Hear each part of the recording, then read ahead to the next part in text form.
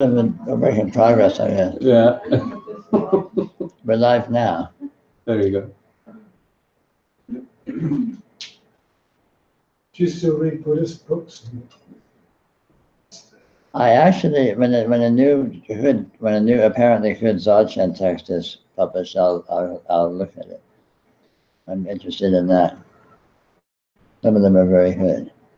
Yeah. What makes them good? That, The precision with which they talk about actuality as it is. I mean, obviously it can't be done completely, but Yeah. it's like we were saying earlier, it's an art form. Is there ones you recommend? Dzogchen books? Yeah, sure, quite a few. Are they on your website or? yeah, No, I give you some names. Yeah, that'd be great.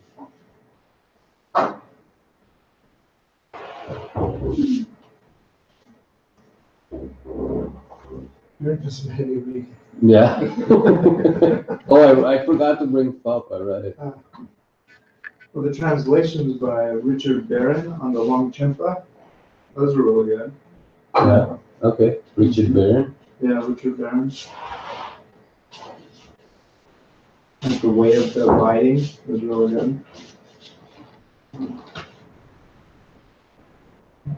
Have you read those, Peter? Which ones? The Richard Barron translations of Longchenpa. Yeah, What do you think about those? they're good. You good? Yeah, Longchenpa's, anything about Longchenpa's good. You know, it's all down to the translation, really. Long Champ.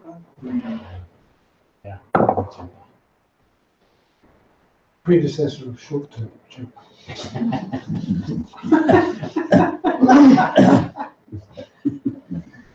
I didn't hear about the medium one. I got a medium shampoo.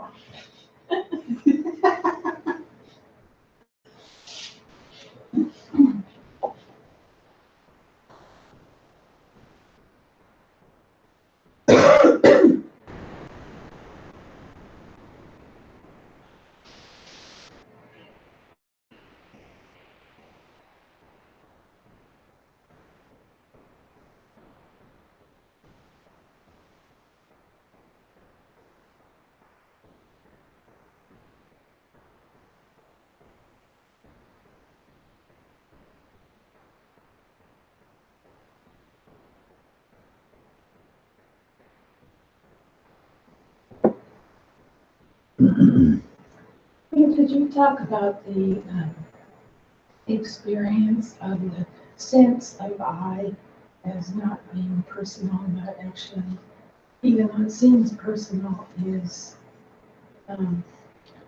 not? Sure. You know, I mean, the whole notion of I being personal really hinges less on I and more on the notion of personal. You know, nothing personal, or for that matter, impersonal, can be found. Just the experiential field includes everything. It includes the personal and the impersonal. And if you look at what you usually classify as personal, it's not actually any different than what you used to classify as impersonal. They're all the same thing, made of the same light, the same sensations, the same everything. So you discover that the classification personal versus impersonal is arbitrary. So the seeming sense of personal that seemingly feels so more so than anything as a sense of being is just as illusory as anything. Well, it's as illusory, but it's actual.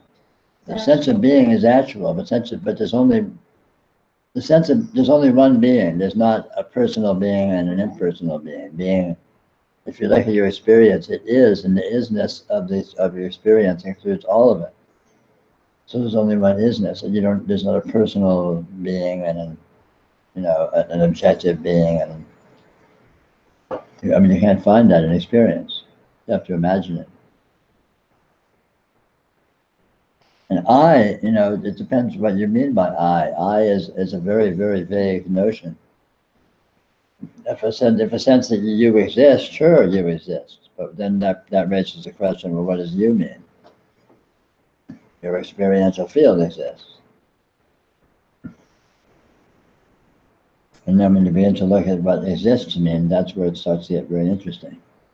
Well, the seeming sense of quote consciousness that who knows what that is, or that's just a word, but this seeming sense of experience is actually a field, or it's just Sure. everything. Yeah, if you look for experiencing, you find experience, and experience is the whole experiential field. So again, it doesn't break down into personal and impersonal.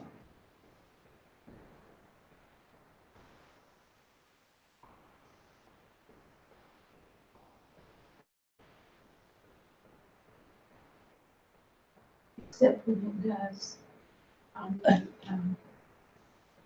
well, like these two experiences that we were talking about over the weekend.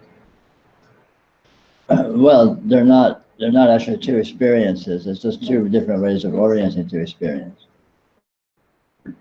Orienting to experience in terms of interpretation, and orienting to experience in terms of the actual presence of experience itself.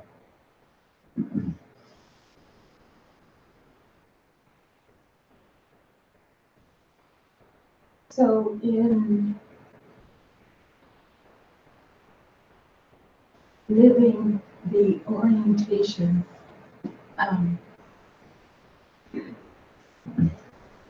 where it has been so patterned and so conditioned to be the illusory one, in making that transition,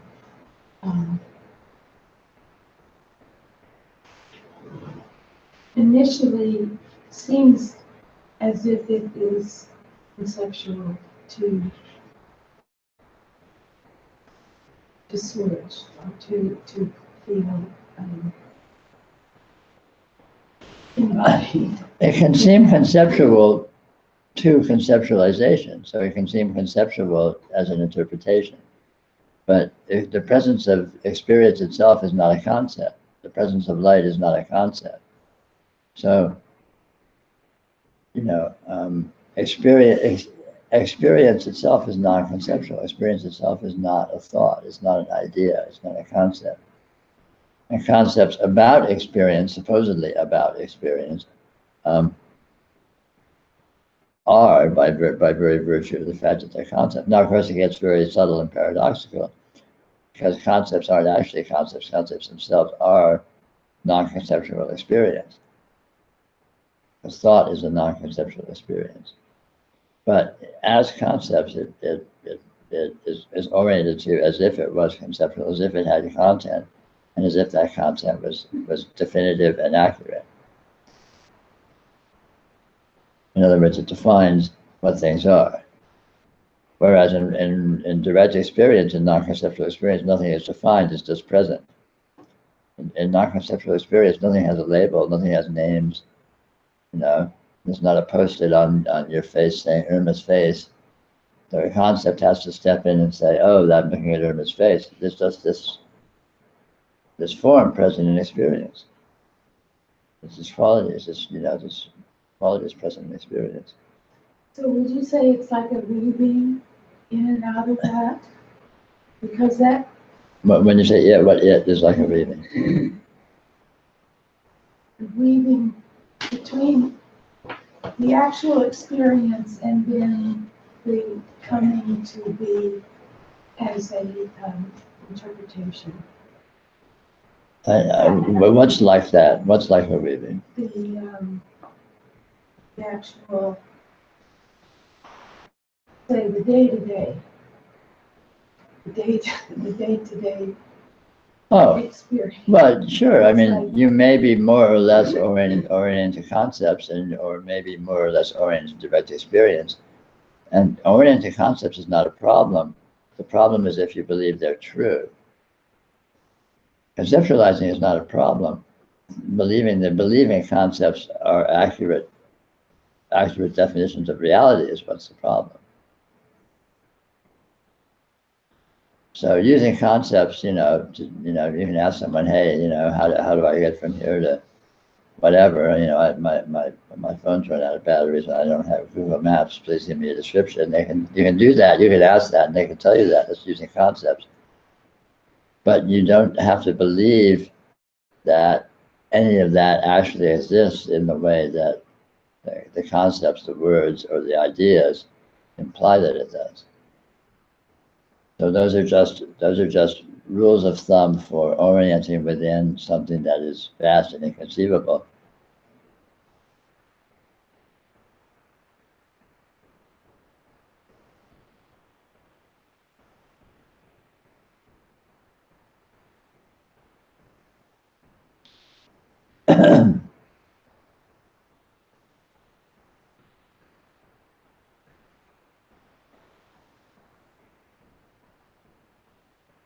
Now, typically, when one is learning, practicing yoga, learning to distinguish, learning to extricate oneself from orienting, more fully towards their experience in conceptual terms, in terms of conceptual definitions, there can seem to be a kind of a going back and forth, because the habit of relating to experience conceptually may be very heavily developed and ingrown. And so one may have to sort of seem to exert effort or attention to notice presence of direct experience, and then drift, even while one drifts back to a conceptual orientation.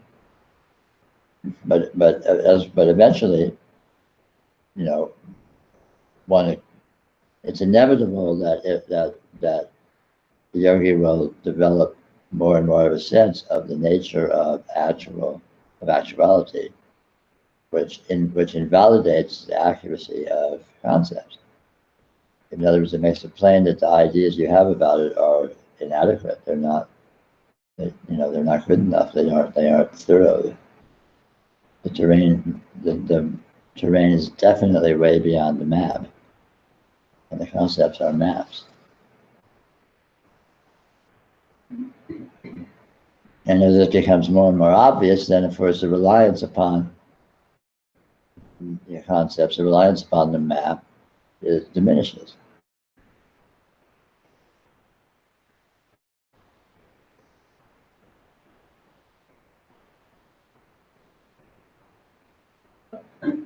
Especially with the sense of continuity, or is it continuous?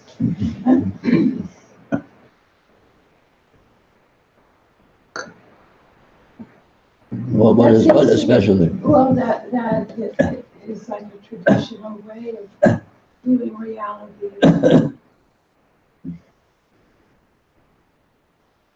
There's a continuity or a continuous flow of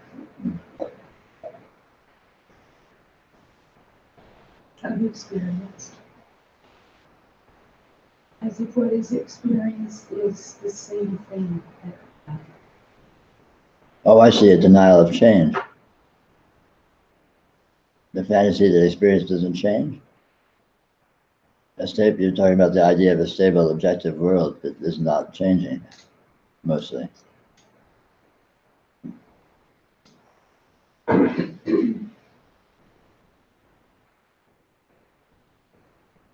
Yes, to admit change, you would have to ascribe to something that does change. Well, you don't have to just ascribe to anything. You just need to look.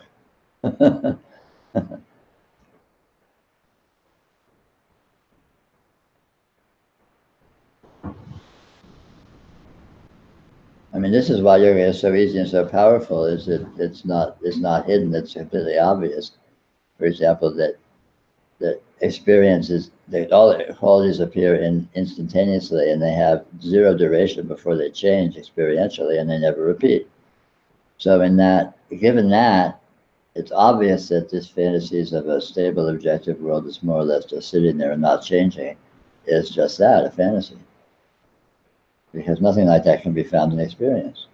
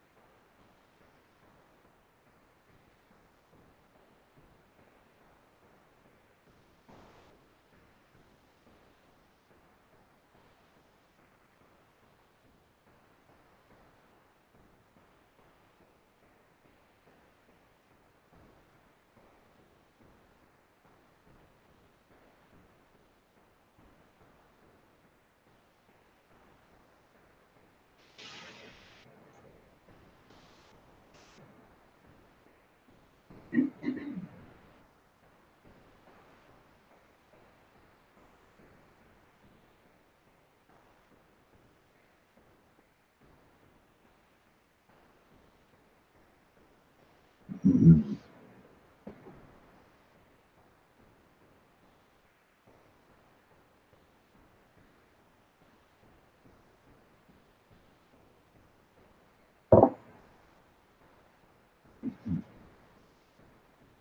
Sometimes I see reality as my reality, and sometimes I see it as universal reality. And there is just one reality. And I find it hard to pin one way or the other. Well, there's not really any need though, it's just a question of the emphasis of how it seems, eh? Well, when I hear Irma or anybody talking about their reality and what they perceive as reality, it's not Irma, but anybody, my tendency is to compare it to my own Sure. reality, which doesn't bear any relationship to their reality. Sure. And yet, at other times, it seems that there's just one reality. And just different perspectives. And it's important in my vision of reality is to realize that perspectives are important. It doesn't make sense, but I think you know what I mean. Well, I'm not actually quite certain what you mean. Perspectives are very they're very impactful. You know, think the way a perspective determines what's the way something will seem to be. But perspectives occur as aspects of the experiential field, as aspects of presence. So they're nothing in themselves, they're just implication. They're like flavors.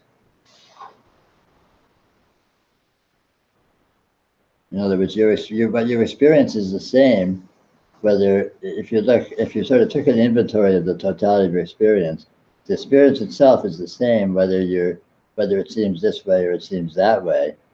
The seemings are just sort of perspective. Yeah. Yeah.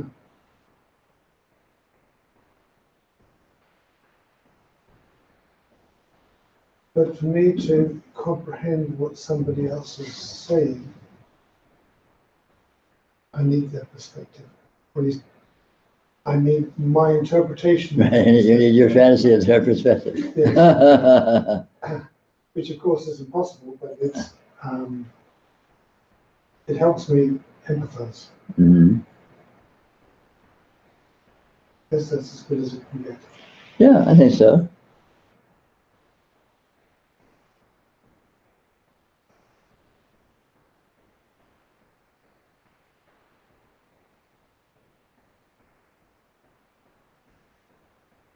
I think there are a lot of implications to that, but I'm not sure what they are.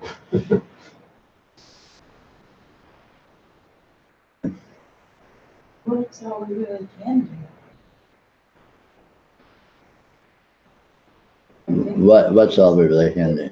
Try to interpret what someone else's interpretation is.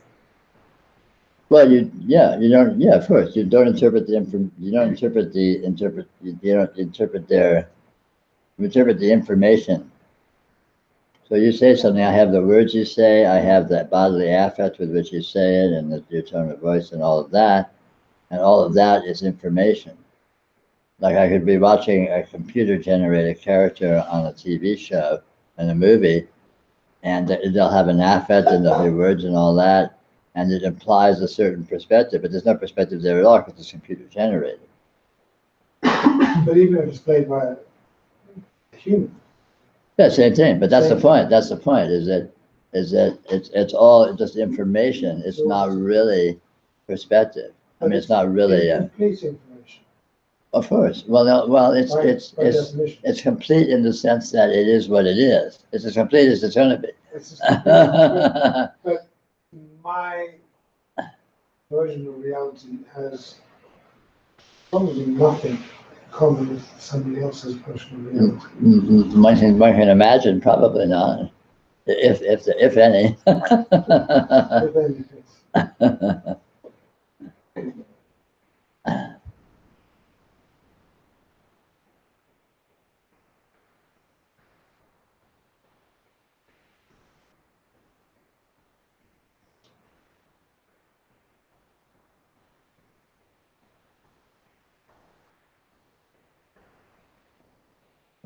I mean, in terms of this sort of general topic, I see it as it's like a dance with information. There's a sort of infinite information, and all of it has meaningfulness to whatever degree it does, irrationally.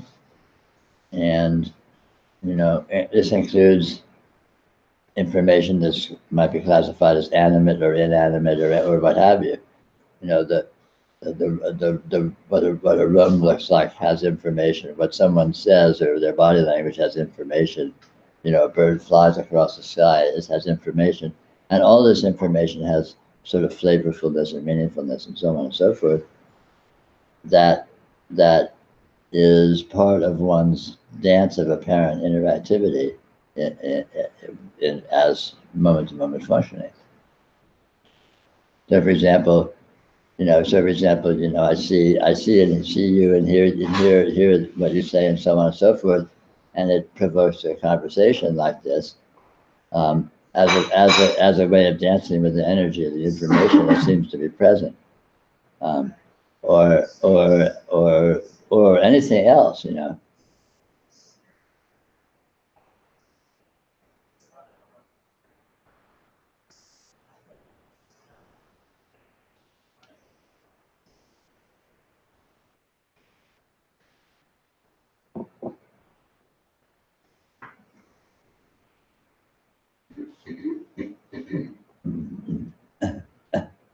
I mean, what I call the inherent intelligence,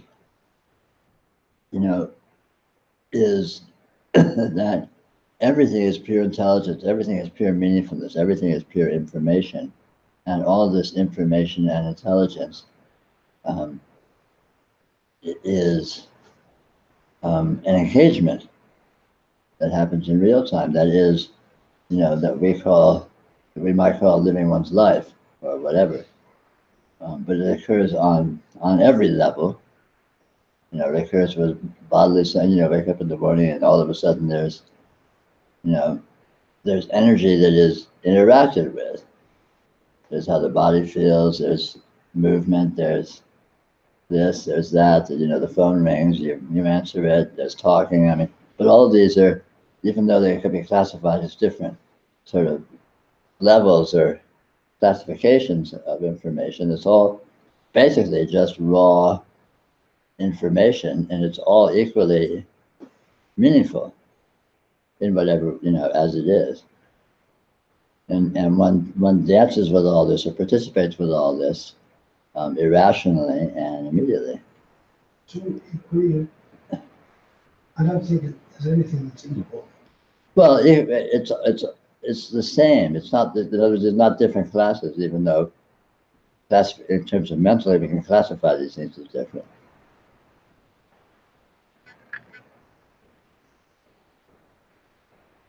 Isn't the quality of it all different though? Like the quality of this chair hearing here versus hearing a sound? Oh, sure, the qualities are infinitely different, but the meaningfulness is the same. Just the amount of intelligence, the amount of information is the same. But that doesn't appear like that in experience because we're kind of used to giving more attention, meaning Exactly. to thoughts. Exactly. Like a light sound versus a crashing sound. Exactly. But experientially, moment to moment, it's not like that. A great deal of your experience is totally non-verbal and non-conceptual. And yet it's totally participated with an instantaneous responsiveness. You know, you wake up in the morning and, you know, you sort of first wake up and your body feels a certain way. And as a response to that, maybe you roll over, maybe you get up and pee, whatever. But all of that is a real-time engagement with information that is appearing and that is being, you know, danced with, you could say. So what is the emphasis of one, I don't know what I call it, one piece of experience versus another? Like Yeah, well, there isn't really. That's the point. Reality, yeah. Yeah. I mean, you know, the emphasis is made as a function of your karma. So it may seem that for you, certain qualities of information are more important. Mm-hmm. And how to see the equalness? Like if my karma is that. Well, with yoga, by looking at the instant of present experience, there's the full field is present, and it's all here. It's all information. It's all being read and felt and tuned into and responded to. There's only one. Huh? There's only one experience. Yeah. You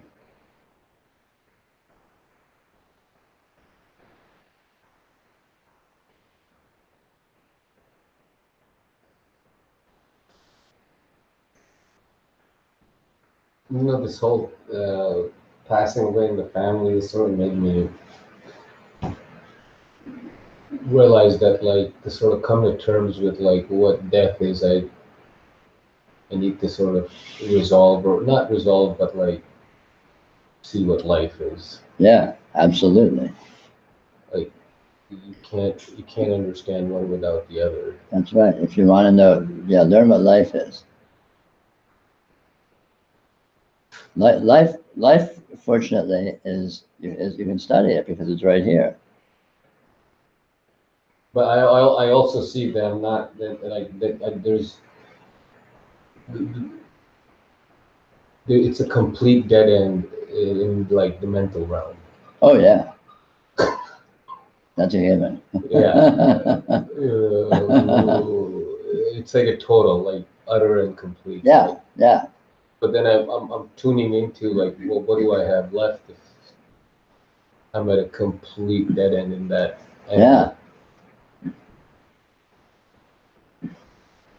And I mean, yeah, I mean, I can't say anything like there's nothing you can say that, but you can kind of tune into it, I guess. Nothing you can say about what tuning to what. If you reach a complete dead end in the mental realm, Right. there's still something left over. Well, there's a great deal left over. Yeah. There's all of your experience, most of which is non-conceptual. It's non-conceptual, but it's not non-intelligent.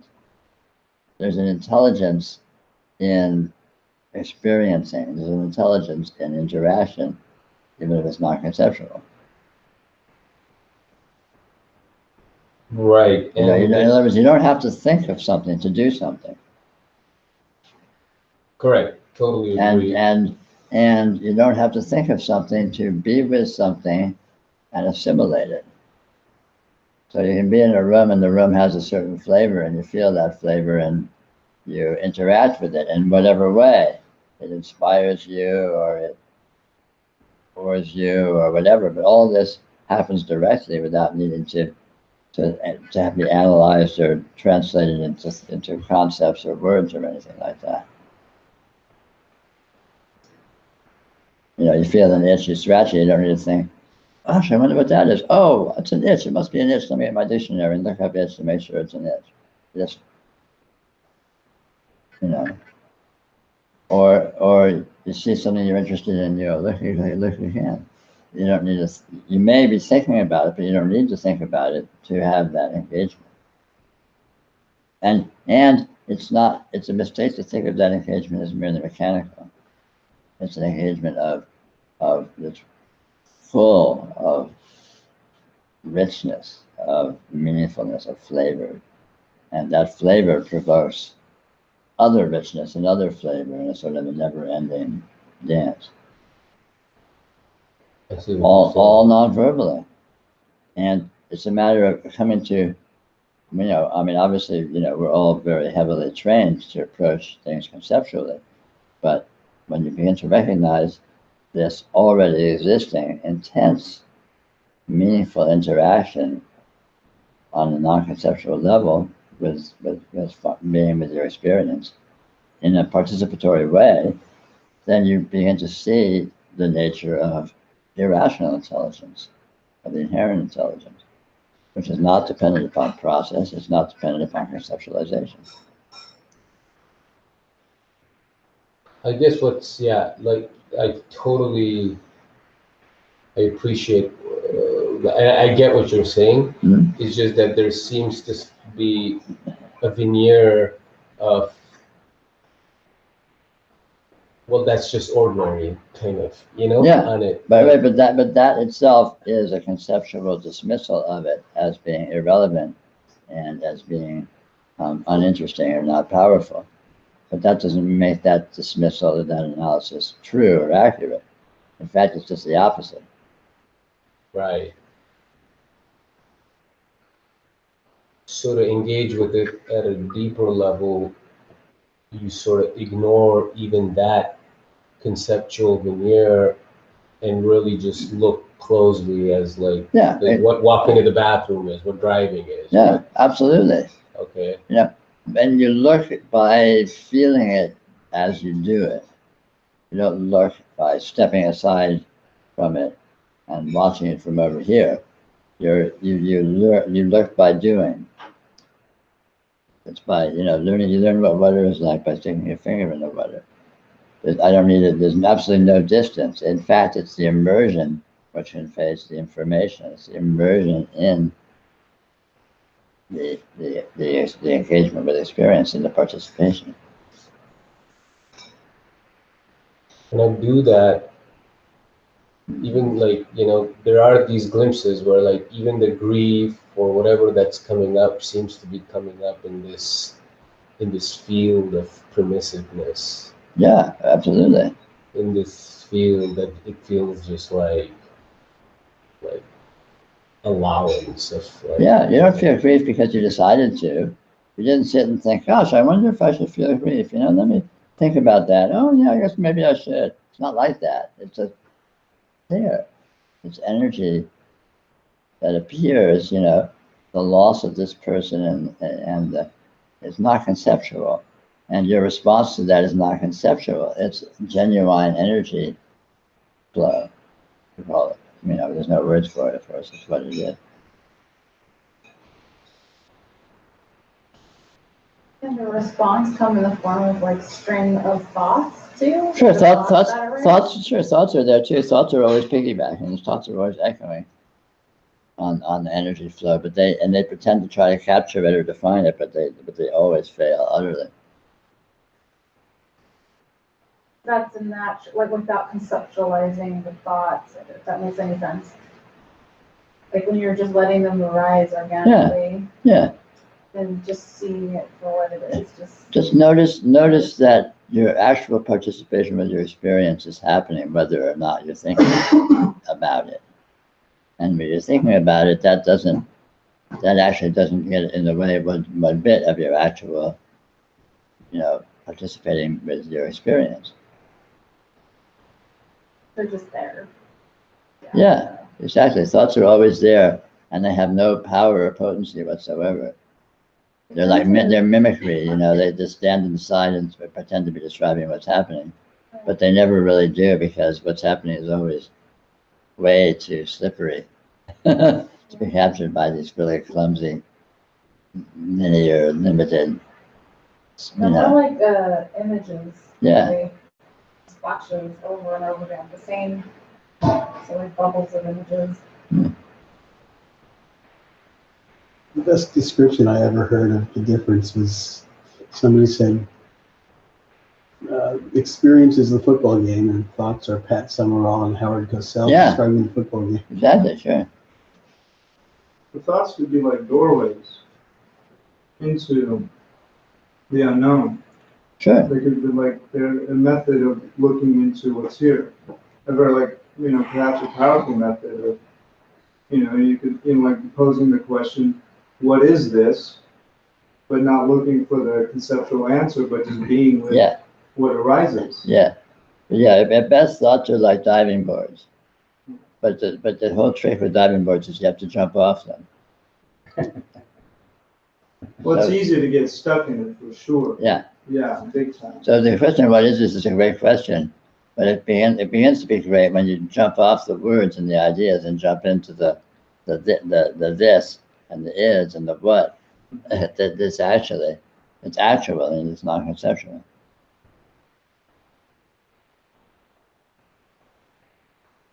I was over the weekend, you mentioned the mystery or the weirdness. Yeah. That is just enough for every single moment to take you there or be with it. Yeah, totally. You don't need anything else. That's right. That's it. Just step back and be almost like you were saying, like a baby. You Yeah, know? yeah, that's it. Totally. And there's openings, and then the mind comes in, and then it closes up a bit. It seems like it closes up, but yeah, that's just as powerful. Absolutely. All of that is the mystery. Yeah, totally.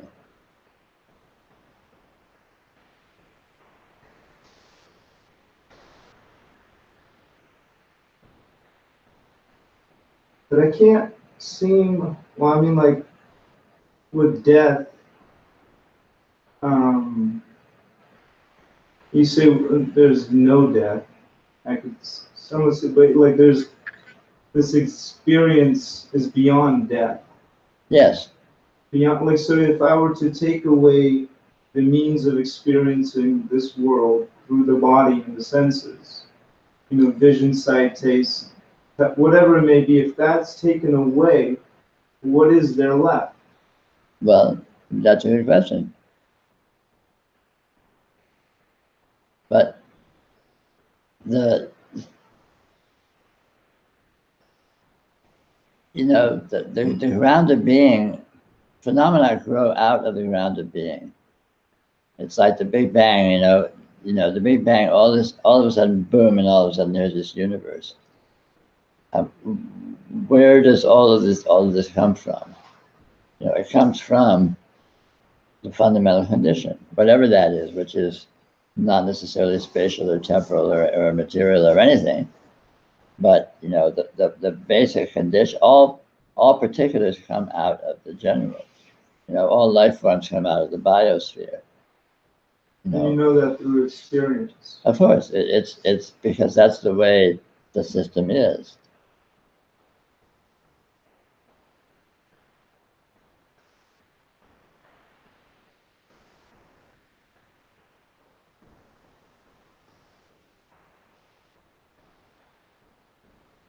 Is it kind of like saying the same thing as consciousness always, comes before the body, and the sensation?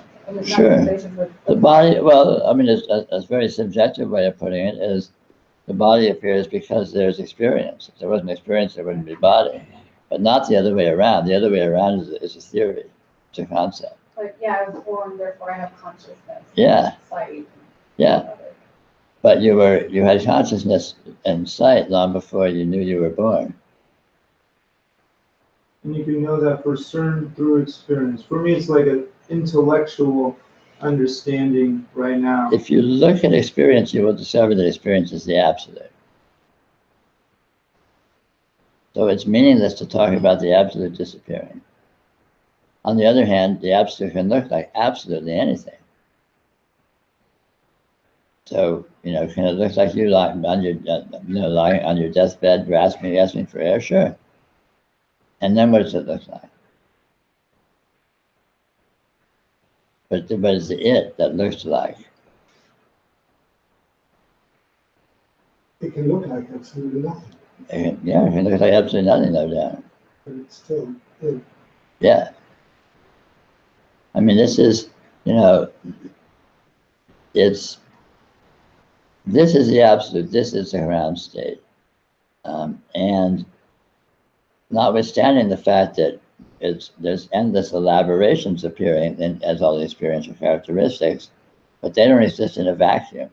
They exist within the ground state, as you could say, as outgrowths of the ground state. They appear from the ground state and disappear into the ground states, so to speak.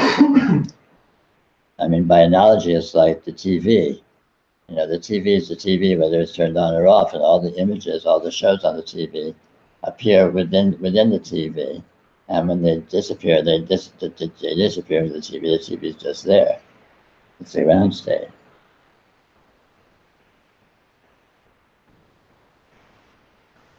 I mean, one way you can know this very well experientially is the fact that consciousness is independent of physical condition on a very fundamental level.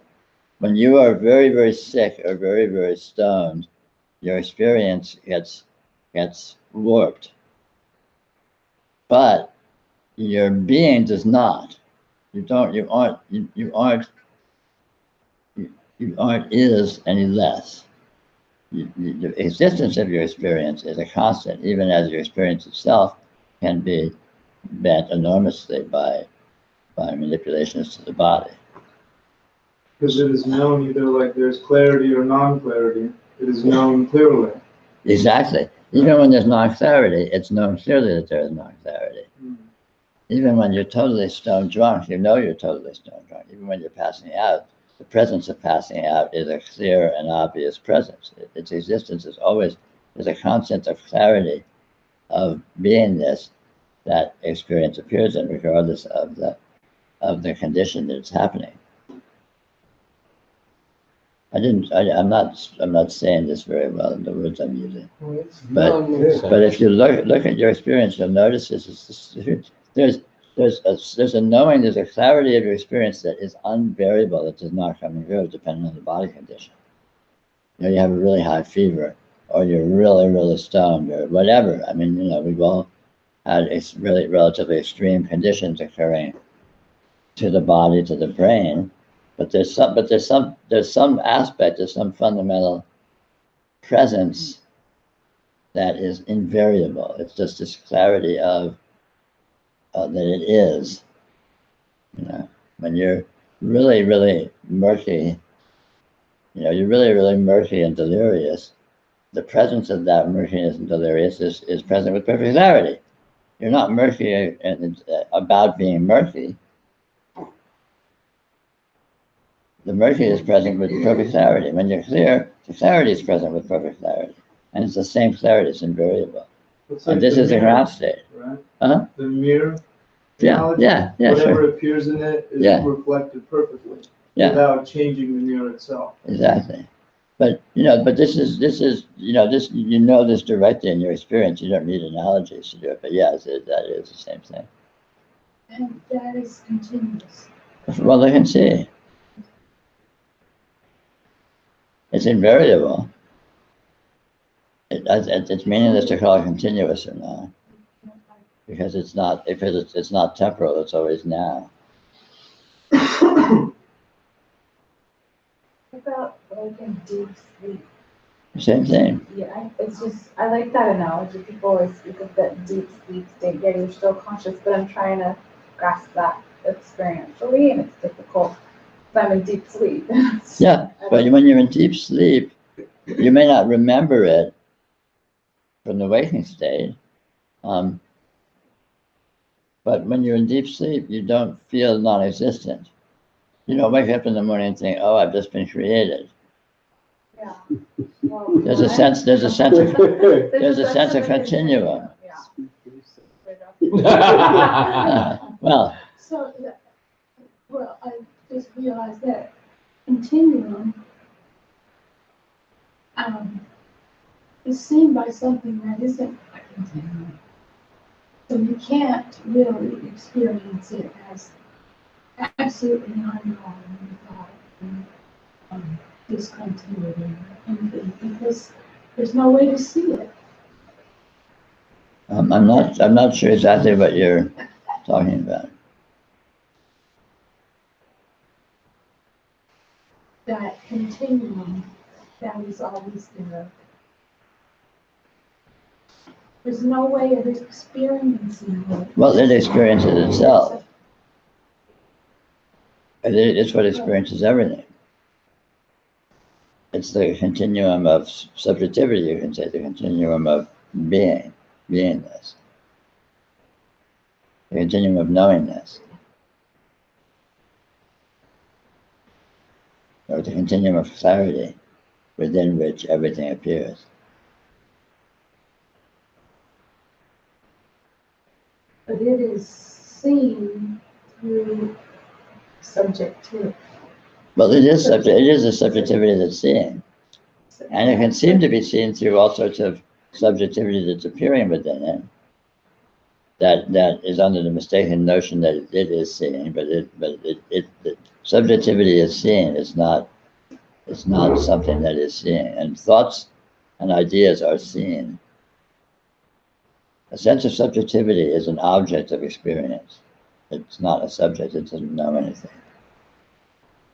What knows is beyond all qualification, beyond location, beyond anything. It's just knowing.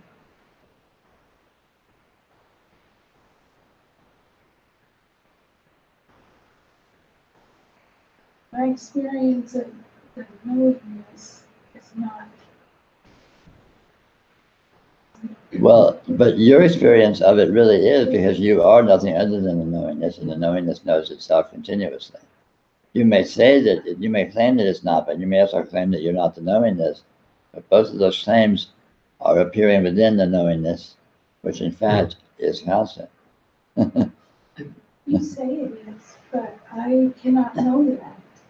I mean, I can deduce that, but I Well, don't experience. The you that's not experiencing that, what's it experiencing? Does it ever stop experiencing?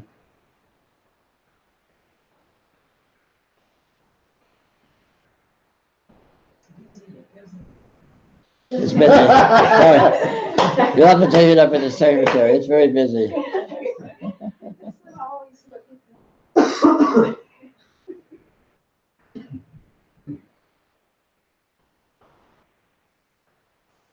Well, the eye that is looking doesn't really exist. Well, Right. the eye that pretends to be looking doesn't exist. Yeah, But the eye that's pretending to be looking is actually an object. Isn't a subject that's doing any looking or experiencing, being experienced by the actual experiencer, the actual eye, which is being itself, which is the soul knowingness.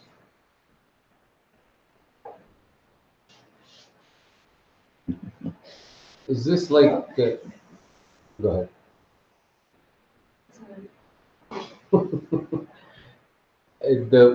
When we were talking earlier about how you can, if you're like just at a complete dead end mentally, conceptually, like you could experience reality just in the present moment, just by participating in it.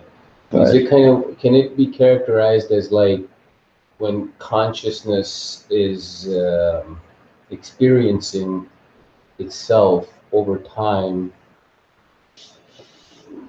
by participating with that itself, it starts to remember itself? Sure. So it is, so, okay.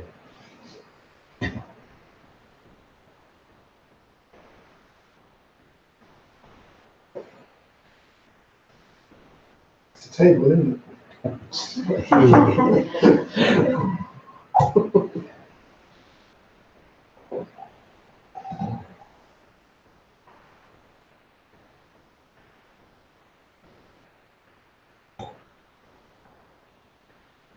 I'm gonna try this now.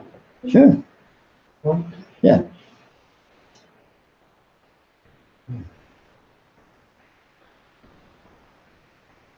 When you know yourself as that, Yeah.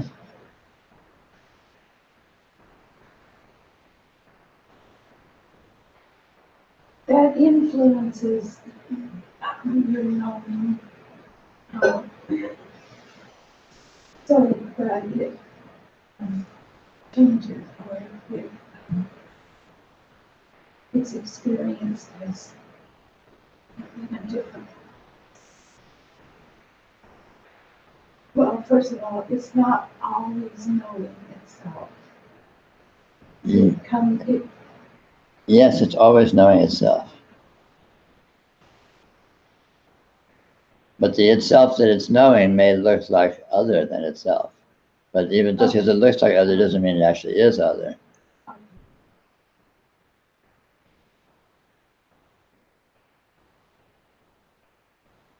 You know, knowing experience is experience, and experience is the knowing.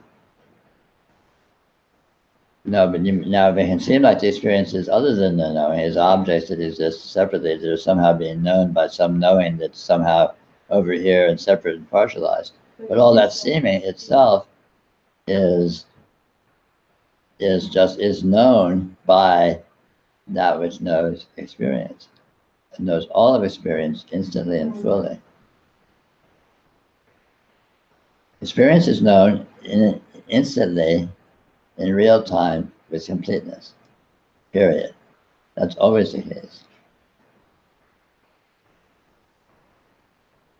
But regardless of the way that what seems to be being experienced may seem to be in terms of apparent structuralizations and so orientations and so on and so forth. Yeah, perhaps, yeah. But the pure appearing of the totality of the experiential field is always completely the case. Always, right now. Full field of experience is present right now, always. And is present too, this knowing, which ultimately and fundamentally is what it is. What the field of experience is. The field of experience is nothing other than the knowing. Or as I call it, presence.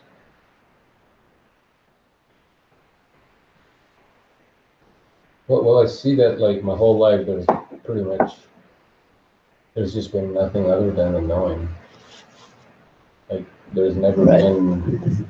Of course. That's all there is. Yet at the same time it seems paradoxical that,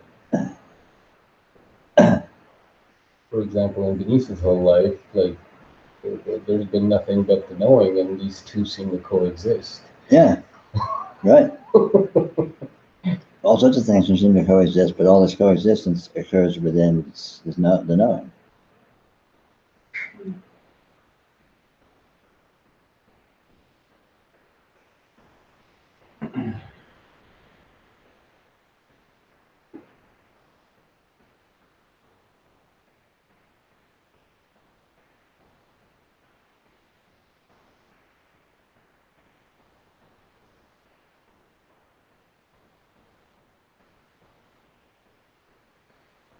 So really the fascinating thing is the knowing rather than what's known, except the attention's always kind of turned to what's known, and that results in some fundamental forgetting of what's doing the knowing.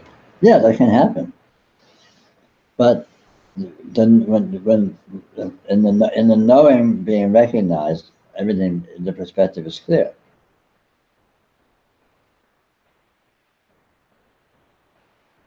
And as the more clearly one is aware of the knowing as being the context of everything, then everything falls into place. You see, you see the relationship of all of this.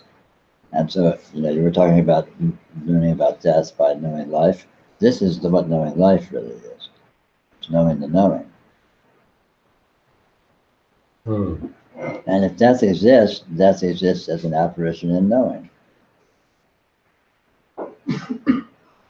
And knowing has no beginning or end. Knowing doesn't exist in time. It's not something that happens. It's something, everything happens in it. It doesn't come into being or go out of being. It just is.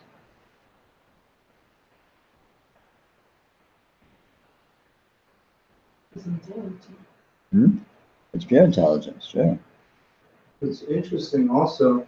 I remember, I think the first couple of times I have strong recognition is the stories or the problems I had at the time with my ex-girlfriend, just moments before or hours before, all the tension and the stories and everything that's happening with my body. And then within the moment of recognition, nothing changes externally, right? But your relationship to what's happening, I mean, there was a problem and I'm like gnawing over how to solve it. And then there's recognition, it's like, boom, everything's perfect. Yeah. Without doing anything. That's right, yeah. Like the solution to so-called problems is just a recognition of the knowing. Sure. Because everything vanishes. Yeah. Completely, and like, oh, okay, this is totally different, and that's quite beautiful, but it could be very frustrating when you're caught in the loop. Yes. And there's not really a problem, but you're really in it. Right. Yeah. And the knowing, the recognition, is not actually dependent upon being out of the loops, because the loops are neither here nor there. When the knowing is recognized, or let's say in realization, when the knowing is fully recognized, then being caught up in loops, being caught up in apparent, conflict and all that is just that. So it's not, there's no conflict, there's no problem.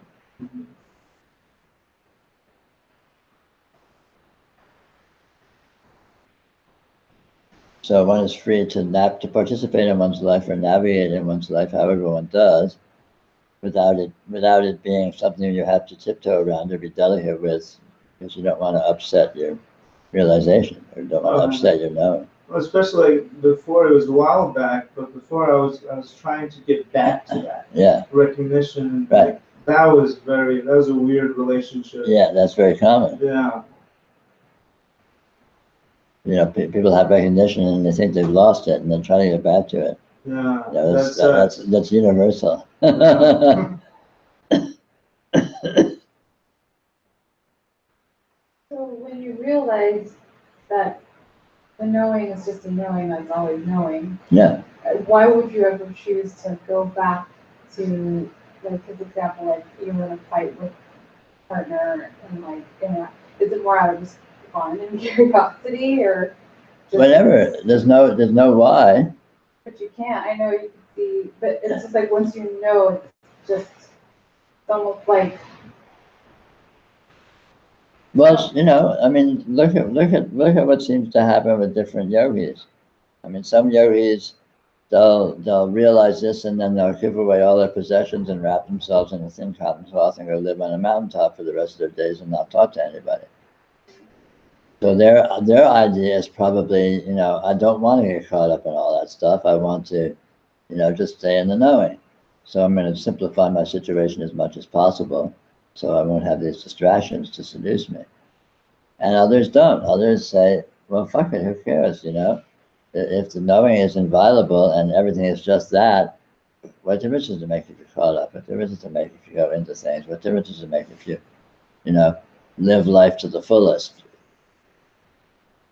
Because it is at the end of the day, it's just radiant presence. It's just a knowing. You know, radiant presence is not the opposite of living, of being caught up in things and doing stuff, of emotional entanglement.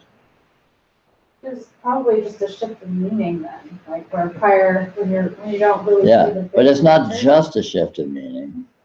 It's the discovery of the actual fundamental meaning. Fundamental thing. Yeah, the actual meaning is the meaningfulness of the knowing. And once that meaningfulness is known, then everything has equal meaningfulness. You know, exactly the same across the board. So one thing is as good as another. So sitting peacefully in meditation is just as good as having a fight with your significant other. But the energies might be a little bit more, that are not strong, but there's different flavors of energy. Yeah, there's all kinds of For flavors sure. of energy, and you're free to navigate them however you're drawn to.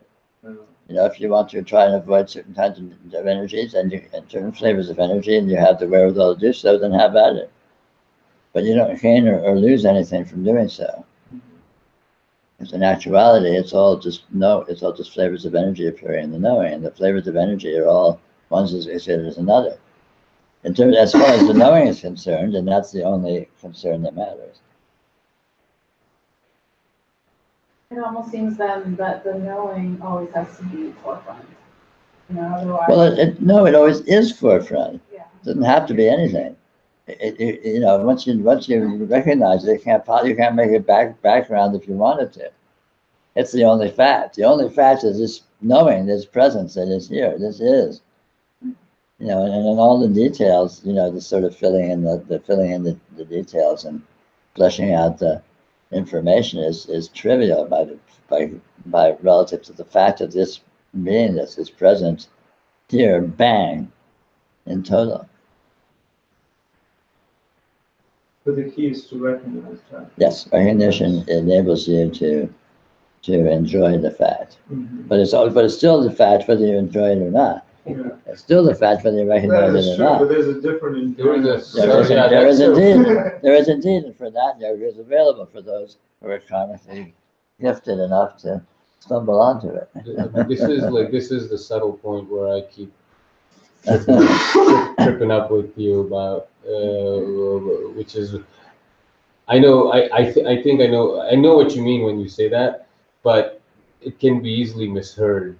Which This idea, because somebody could mishear it and say, well, it doesn't really matter one way or the other. and that's the truth. And most people would say that. Right. But So the majority rules. Works for me.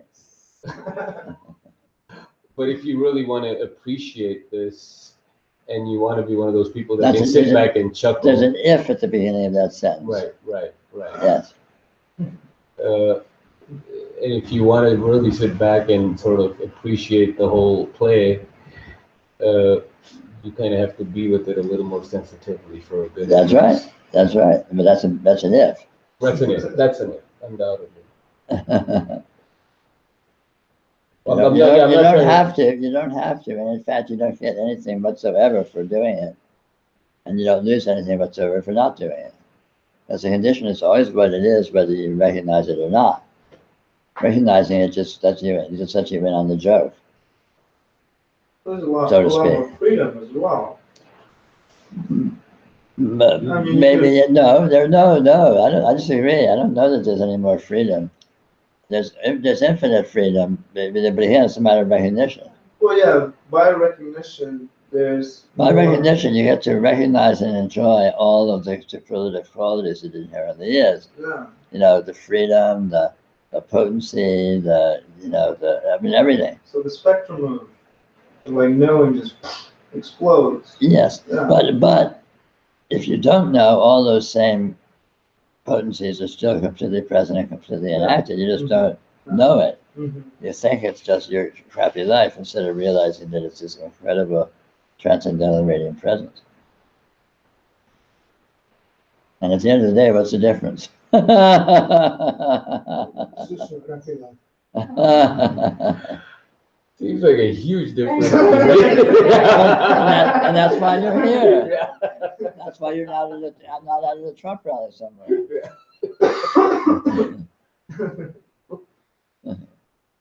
I appreciate what you're trying to say, that it's not any more or less special Right. than anything else. Yes.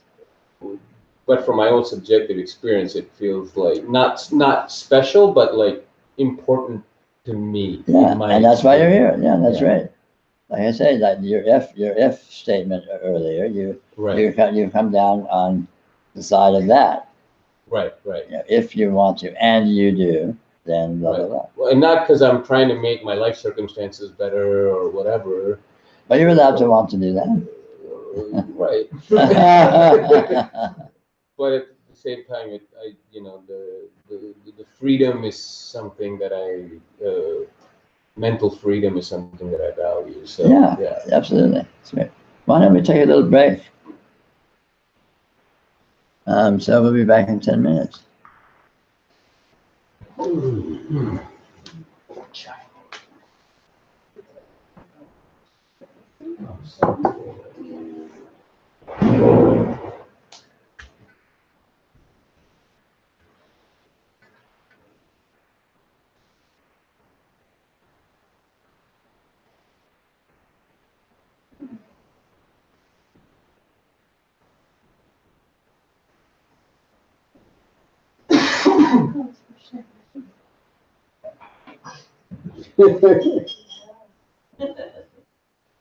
Good luck.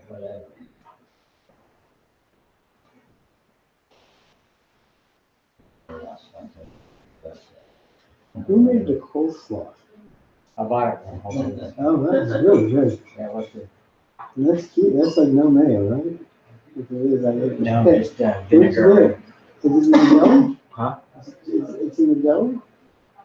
Yeah, you know where they sell it prepared foods. Yeah. Wow. This was happened to be at Sonoma, so I don't know if it's the same. I'm sure. I'm gonna check it out.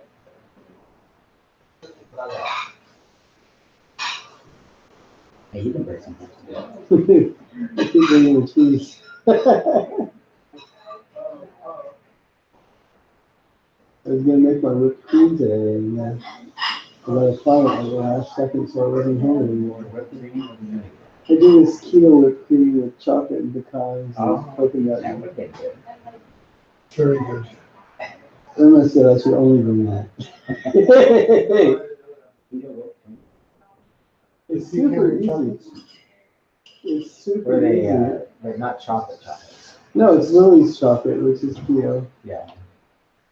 But I also just make the plain old whipped cream sometimes. I found this keto oatmeal kind of substitute. Yeah, online. I forget what it is. It's a little expensive. It's not oatmeal. No, it's like chia seeds and hemp hearts and Hemp hearts. yeah, which are just hemp seeds. I don't know why you call them hemp hearts, but they do. But it's kind of a cinnamon thing. And cinnamon, and then it was I put some whipped cream on it, and then it became like heavenly. And seriously, like this is like the best thing I've ever had. It's keto. The trouble with that stuff is if you get it too good, you sort of blow the whole thing because you just eat so much of it. You know? No, well, the thing is that I've got a fullness practice now.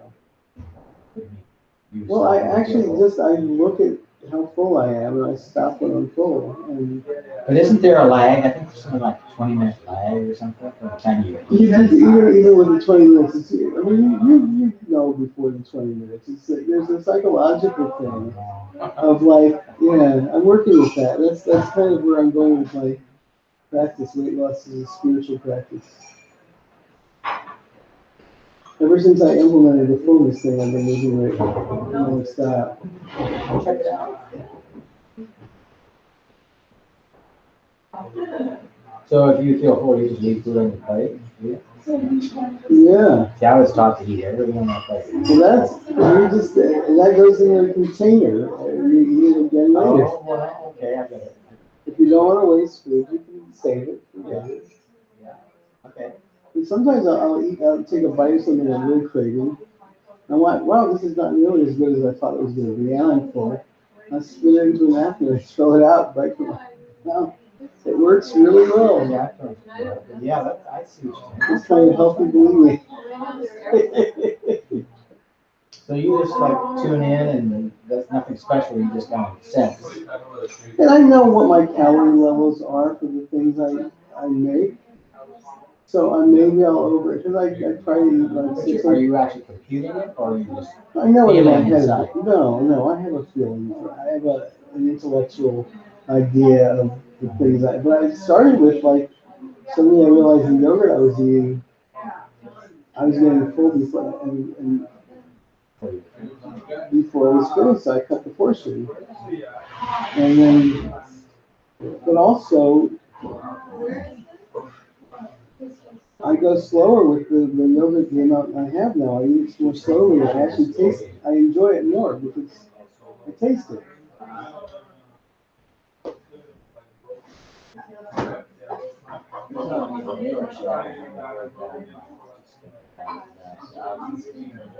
I don't eat that. I've never seen the Central Valley most of the people are just. Yeah, it's not, I really like my Friday yogurt, yogurt, flaxseed, 2 ounces of cheese and some chai. Wildflowers, so they're grass. 3/8 of a teaspoon, Wildflowers, like 3/16 of a tablespoon of whipping cream. I take breakfast every day. 3/16 tablespoons? Well, I use like a half tablespoon and then like That less much, than, right? yeah, it doesn't require that much. It just, it gives it enough thickness. It's not as good as this stuff. I use, Royalist chai, typically from Lumi, but sometimes from Yogi cheese. But Royalist chai is pretty good.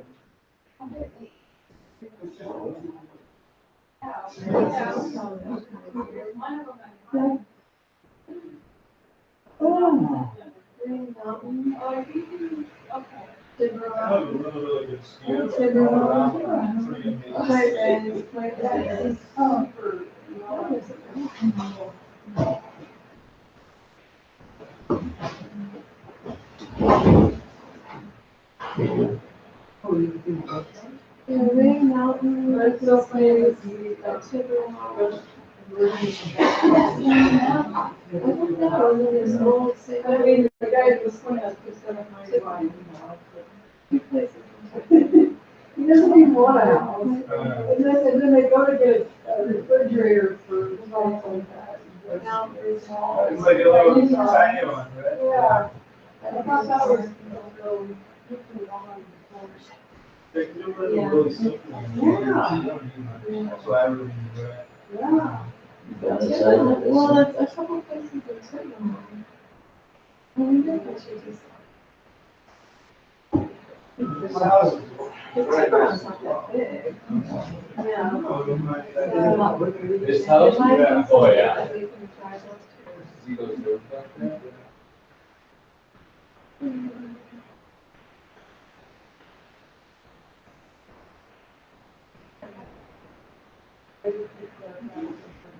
Might need to be a surfing this Sunday.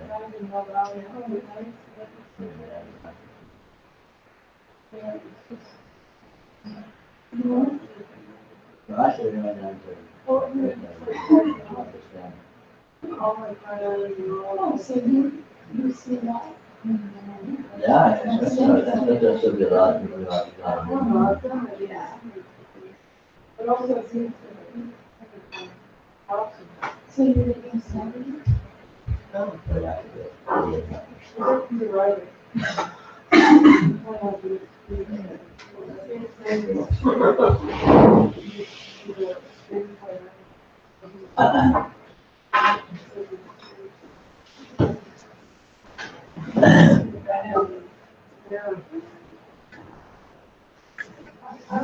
okay, so it looks like you can drive it to the church. And then there's, it looks like there's a lot of open space, so it might be a lot of. I'm sure it really.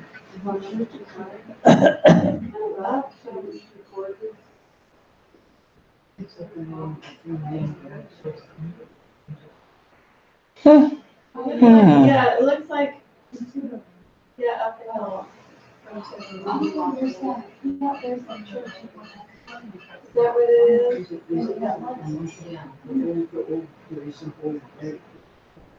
Yeah. Yeah, this one. Yes. Yeah, so that's something. Probably really fun.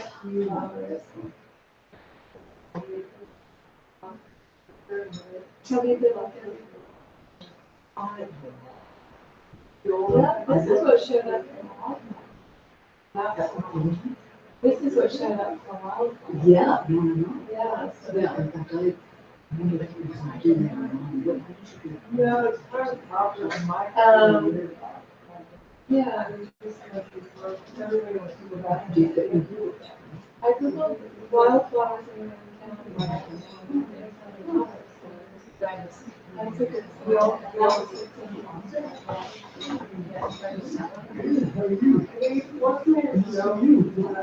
I saw you on the video and I was a little jealous I wasn't there. So at the, Oh, yeah, clients on Saturday, and then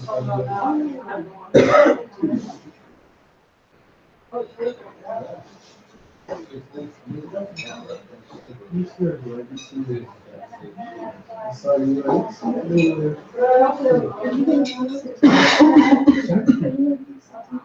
Briefly at the end.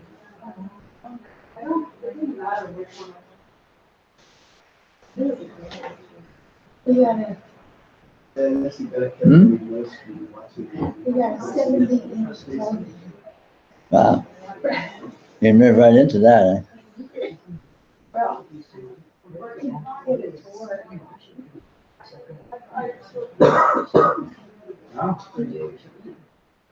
yeah.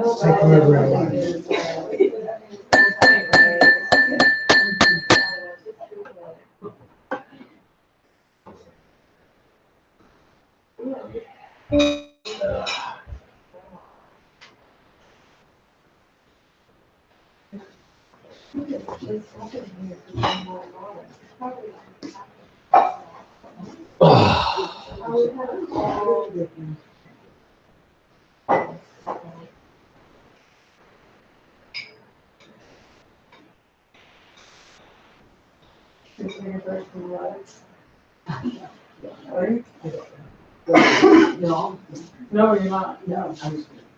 That's why I was checking.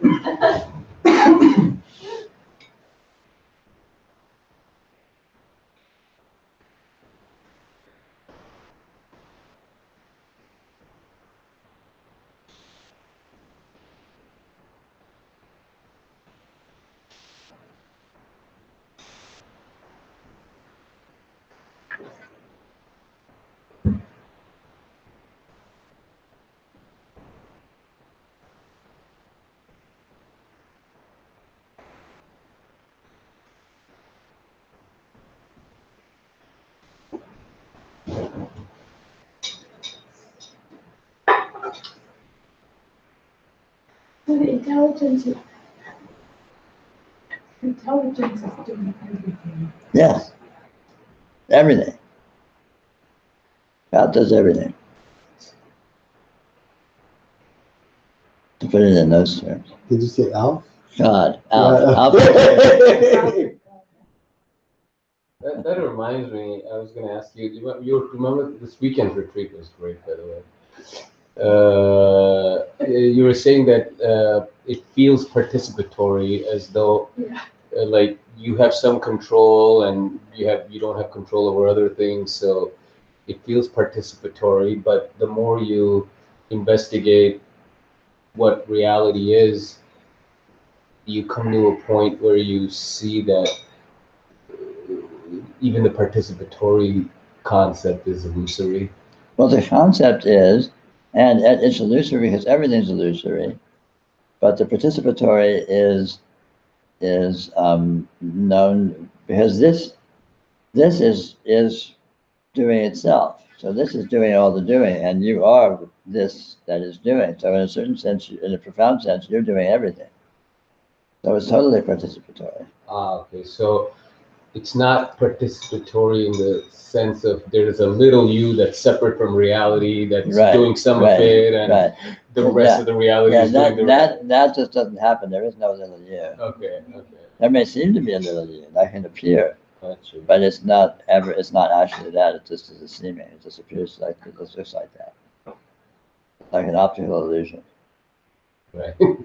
a mental illusion.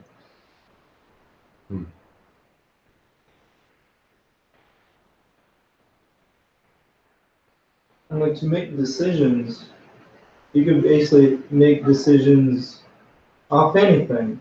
I mean, sometimes we make decisions based on the thoughts we have. We come to a conclusion that's best for us, and we go do it. But perhaps some people see maybe like they're walking by and something is shown like a sign, like some sort of they've been thinking about, and it's pointing them in that direction, and then they base their decision off that. Or somebody else says something like so, like basing decision becomes like an art form of how one wants to live one's life.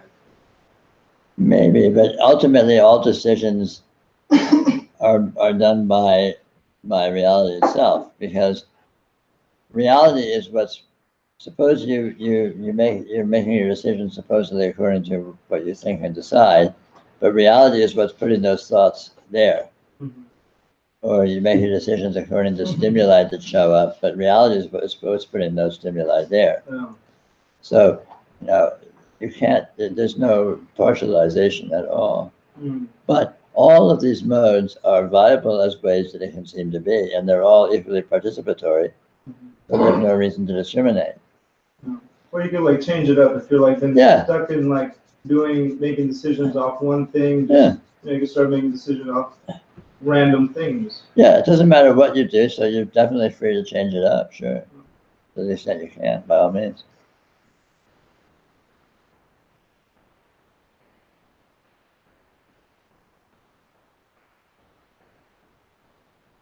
It doesn't matter what you do, so you can do anything whatsoever. So you're free to be with your life in any way that seems productive, or seems to make sense, or seems to solve your problems, or whatever. It's all good. There's no wrong. There's no wrong way. There's no downside. There's no, there's no doing it wrong. And none of it is what it seems to be anyway. But fundamentally, what seems to happen is of no importance, is what it is that is of importance. And it is what it is inalienably, regardless of what seems to happen. So to whatever extent you can seem to manipulate or be with what seems to happen in different ways, you have complete carte blanche, complete freedom.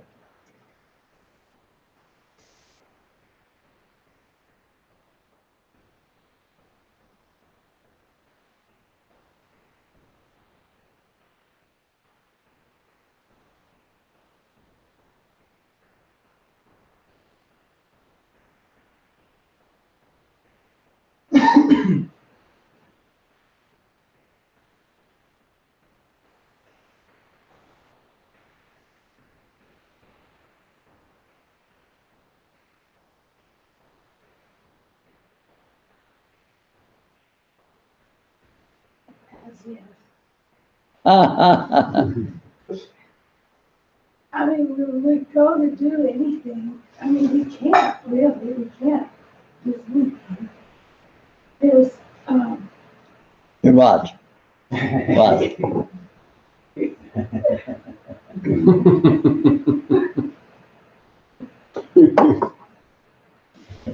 Because it's stupendous. To do something out of the ordinary that you wouldn't do, like get naked and run around. That's a freedom. I do that all the time. I don't necessarily do it on demand. I can do anything. I can do anything I want. I don't necessarily have to do anything you want. I mean, on the other hand, consenting adults, this is all doable. Theoretically. Still can't put a leg around the back of my head. I can help you. I don't think so.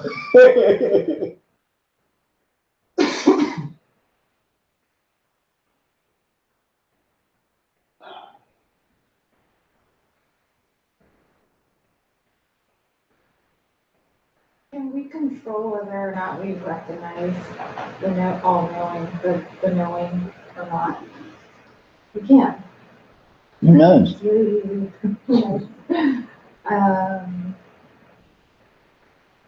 In my experience, it's more difficult when there's certain events that arise and like we're placing a lot of meaning onto that. Uh-huh. Things tend to get really cloudy. Uh-huh. Versus, yeah, the waters are calm. Yeah. Really just recognize. Wow, Well, it's just knowing. in general, when experience gets seduced into habitual partializations,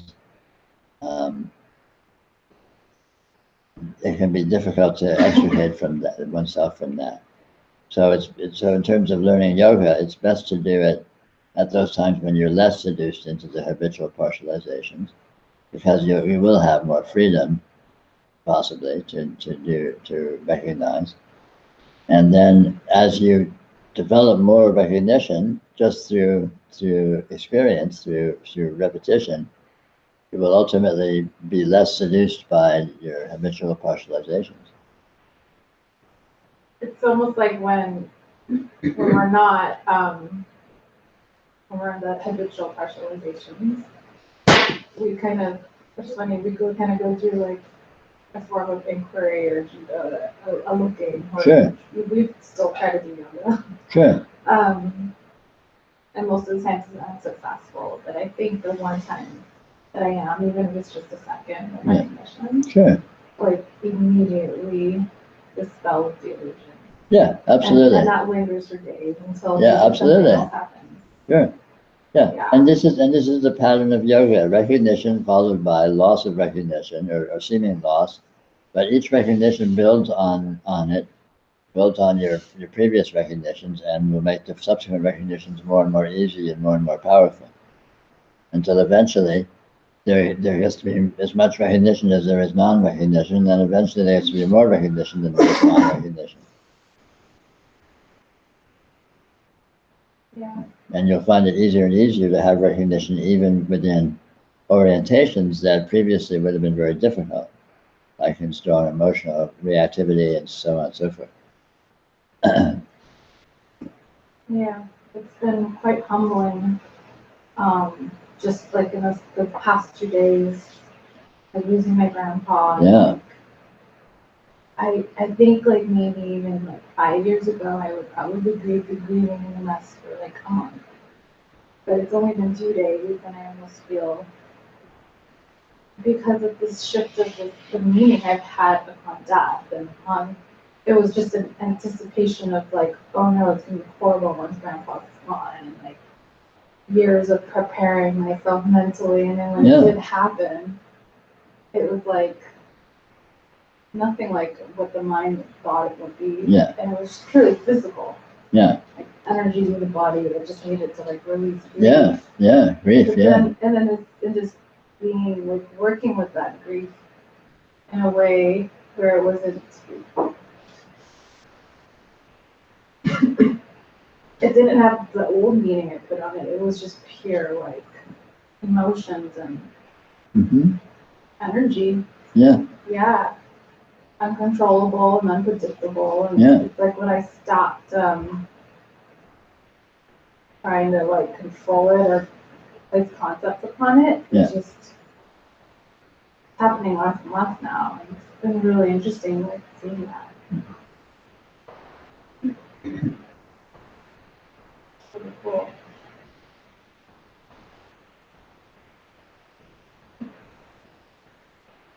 I had that same experience. Yeah. My dad died and then my mother-in-law.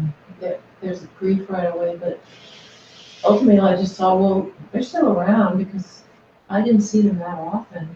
And so most of my experience of them was how I feel and what I think, really. Right. And that's still there, and that the ideas I got from him, that's all still there. You know, whenever I want to look at it. It's just how you want to look at it. Yeah. Yeah. It's not really, in a way, they're not wrong. Right. And I saw my grandfather like once a week, you know, and then I find myself the past 2 days just forgetting what happened even because like I only saw him once a week. Yeah. But then when the memory came, oh right, he passed. That horrible thing happened. And then I see all these like emotions and then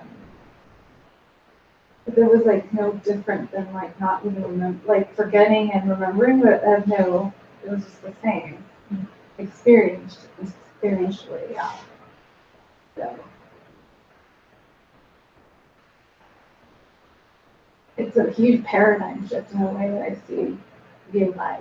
Like, yeah. Like knowing somebody so close for like 30 something years and then like gone, but then still no change in my experience. Like,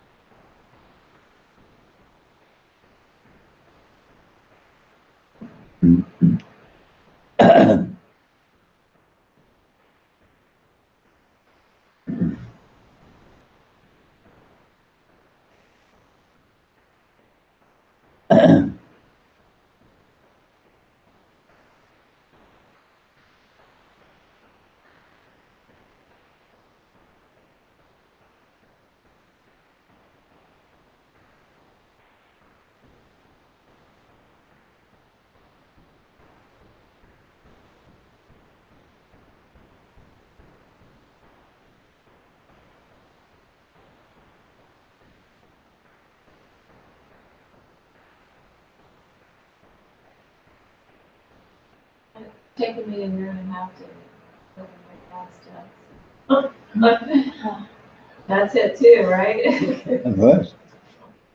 no difference. Yeah. You know, anything can happen. It can look like anything. I think it's interesting. I think grief is a really interesting emotion because it is very pure, and to me, it has a kind of a cyclical pattern. You know that? So it's here, sometimes very strong, and it's completely gone. And just when you think, okay, well, then it's back. Yeah. Does that happen to you? It's very cool, but it's never corrupt. Or it doesn't have a corrupt feel like self-pity or a lot of other. You can't get anything. Yeah, it's just what it, yeah.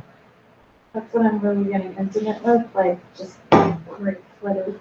I Like this intense grief. love it. And just witnessing like my mind process the grief in ways of this is bad, to like, oh, this is nice, and it's never consistent.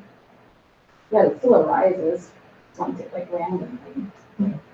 I don't expect it to be gone, just because I'm feeling fine now. Like 10 minutes later, yeah. But I'm seeing that it's no different from laughing or like in terms of like experience of it or yeah, that's the difference. If you put preferences aside. It's a flavor. It's a flavor.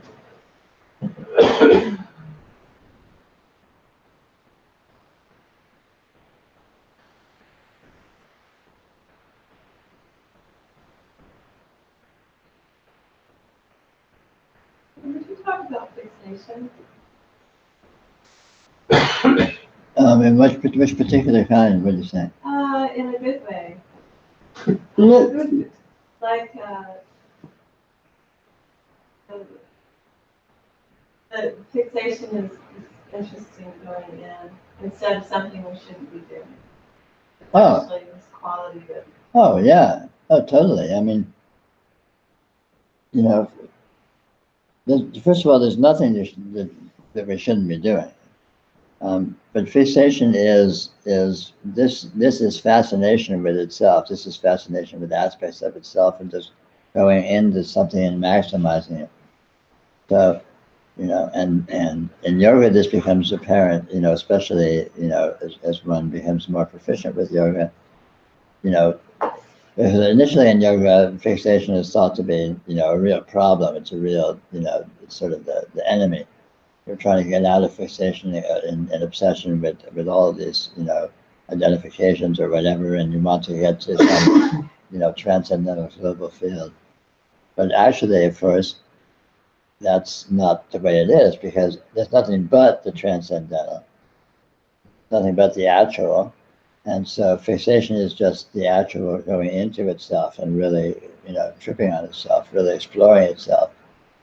Like I was talking about, we were talking about earlier about, with realization, someone might have an inclination to be very transcendental and would just want to, live a very pure, non-involved experience, or another person might really want to get down and dirty and get into the juicy aspects of life. Because it's all the same. It's all just this exploring itself, and this can explore itself, with any. It's like a telescope. The telescope is looking closely at things, whether it's really zoomed in on something or whether it's zoomed out. It's still the same. It's still the same observation. It's the same experience. There's no value judgment or quality where one is better or worse than the other.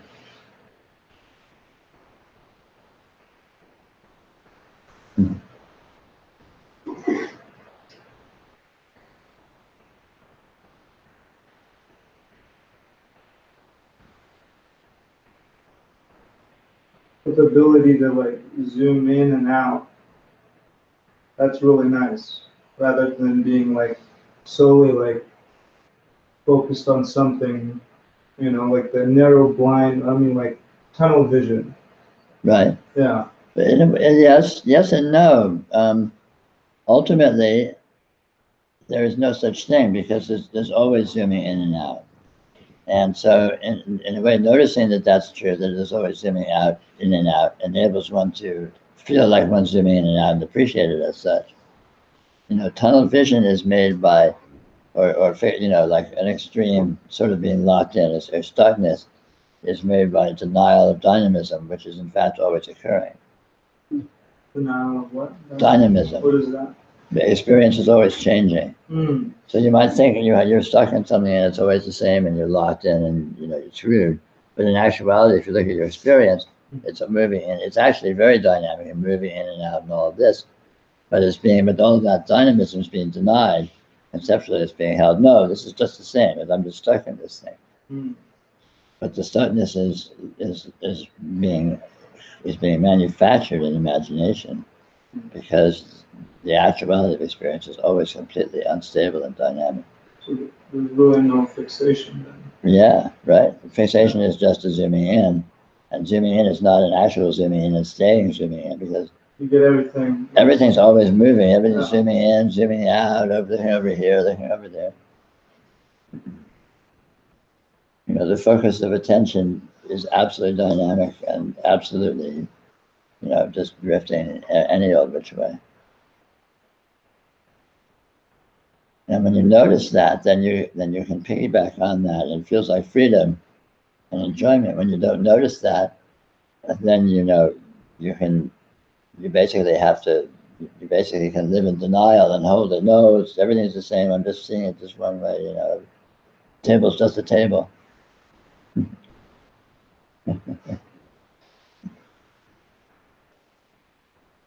Or table's taking the brunt of it tonight.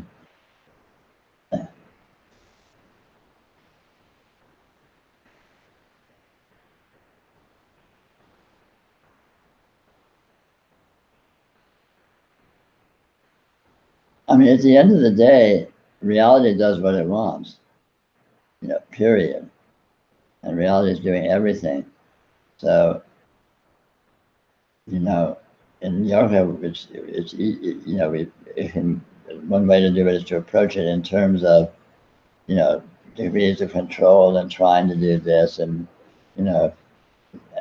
trying to do this instead of that, or all these various things.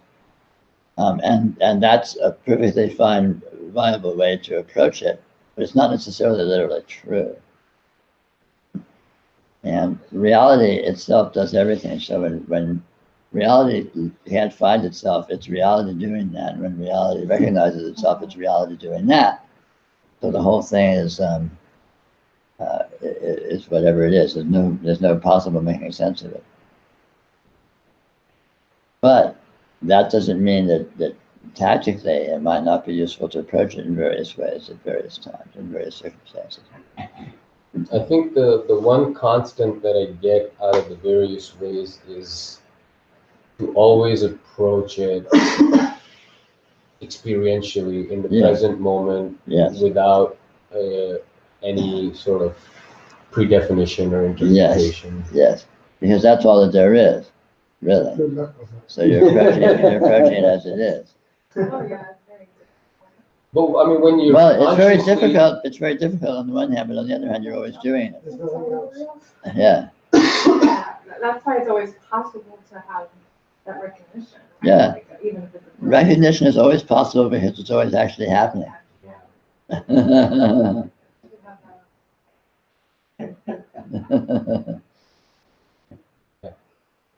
The advantage is that you are that. Yeah, right. Slight home court advantage. Yeah. Well, I find myself when, something wants to indulge in the delusion, whatever. But when I find myself suffering, like maybe a whole day from it, then at the end of the day, maybe it's time to like recognize something. Kind of somehow. Yeah, and yoga looks like that. It looks like this is a cat and mouse game that you play with yourself, or consciousness plays with itself, whatever. But again, as it develops and as you mature, you begin to notice that this is all just a spontaneous dynamism of actuality itself. But again, that's not an argument not to approach it in these various ways, because that may be a useful way to approach it in certain times.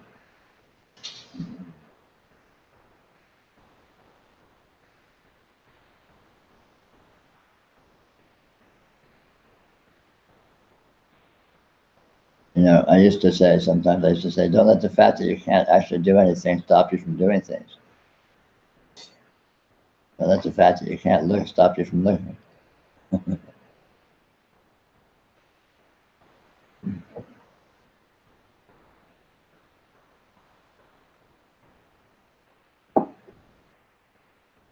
you think there's some people with like the rate of thoughts arising are greater than others? Rate isn't the speed. Like there's more of them. No, I don't.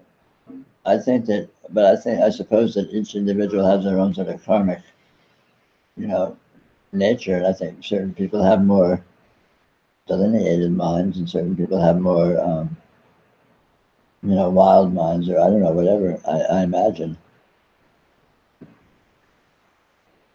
But I mean,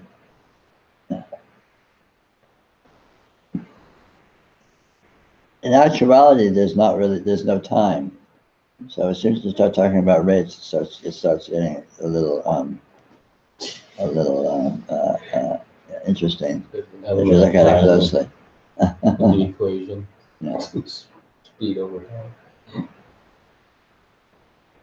Is it a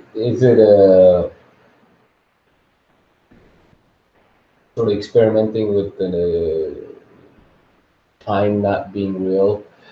Does it help to pretend like there's no past or the future till you actually start to see that there is no past and the future? Well, when you're I don't know. In general, I don't generally recommend a lot of any kind of pretending, but just look at, like you said, be with experience in the present moment. In the present moment, where's the past? In the present moment, where's the future? You don't need to pretend, because here's now. Where's the past? Where is it? Can you point to it? Can you go to it? Where's the future? Can you point to it? Can you go to it? You know, they're ideas that occur now. And memory might happen, what you call memory, but memory is something that's occurring now that in fact is not what happened before, even if it arguably bears some relationship to something that might have happened before. It's not the same, so it's not actually the past. It's a present version of the past that occurs completely in the present. And whether or not there's an actual past that it is in fact based on can't be found. I mean, of course, we're all in the habit of generally assuming that there is, you know, because we've been indoctrinated. But if you really look closely, you can't actually verify that. Is that why we don't retain anything from the deep sleep state? Is because the pure consciousness doesn't have memory? Well, I think most of the reason why the deep sleep state isn't retained in the waking state is it's so nonlinear. And the way the waking consciousness organizes itself is very much in terms of linearity and definition. And the deep sleep state is completely nonlinear and irrational. It's not necessarily any less eventful. So it feels like nothing. Well, from here it does. From the waking state it does. I see. But from the deep sleep state, the waking state feels like nothing. Yeah. Check it out. Check it out. Touche. Check it out, dude. When you go to sleep, how real is the world you just left? And like, why does it feel so So good? pow. Hmm.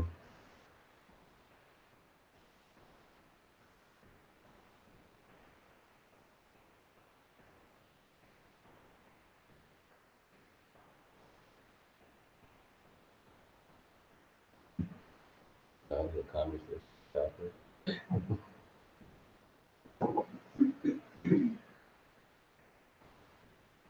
If I cease to exist, I'm in deep sleep. You exist now? I seem to exist now. But when I'm in deep sleep, I don't seem to anything. Well, you don't, but does that mean that existence itself has ceased? I couldn't say. Couldn't answer that. It would be difficult, wouldn't it? But I assume that it does. That's a purely intellectual construct.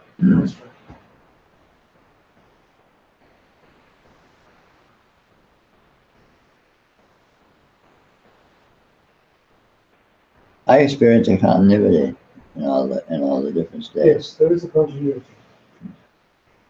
Does that continuity imply existence? Well, I think the continuity and existence are one and the same.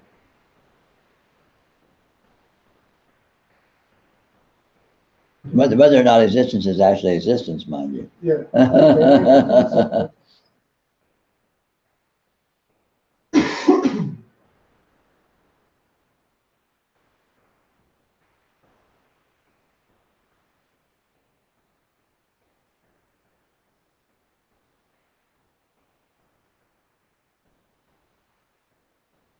How come experience seems to be at least like limited by this physical form? At least if it was, I could maybe perhaps go into your experience, maybe read your minds, experience what you're experiencing, but it seems to be confined to this body. I can't read other people's minds, I can't experience what they're experiencing. There seems to be some sort of wall or a barrier. Well, it seems that way.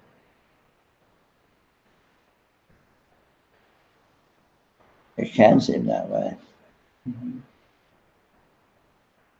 So is there a possibility to truly experience what another person experiences? But you can't verify that. For example, I'm often aware of other people's thoughts, but I'm aware of them, of course, in my experience. So I'm not certain that they're actually the other person's thoughts. I'm not certain they're having any thoughts. But it feels to me like it's the other person's thought in my experience. Damn, I better watch my thoughts around me. I'm also very forgiving, so Yeah. you don't really need to. Just keep that. Yeah. You're not in Maybe it could control be of a. your thoughts. So What was that? You're not in control of your thoughts, so you're off the hook. Oh. This is happening. Could make it a confessional. Cycle all my worst thoughts. People who are very psychic are either totally non-judgmental or else completely psychotic. That's a good point. That's a good point. What's the difference?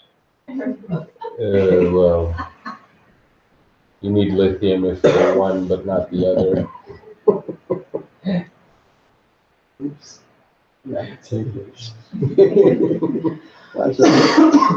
So I've been having a lot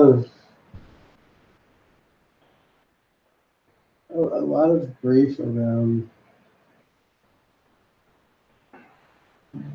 I have another level of recognition of not being a separate self. And then all this, at first it's a very physical level of grief and anger and fear around that just kind of whipping up. Huh.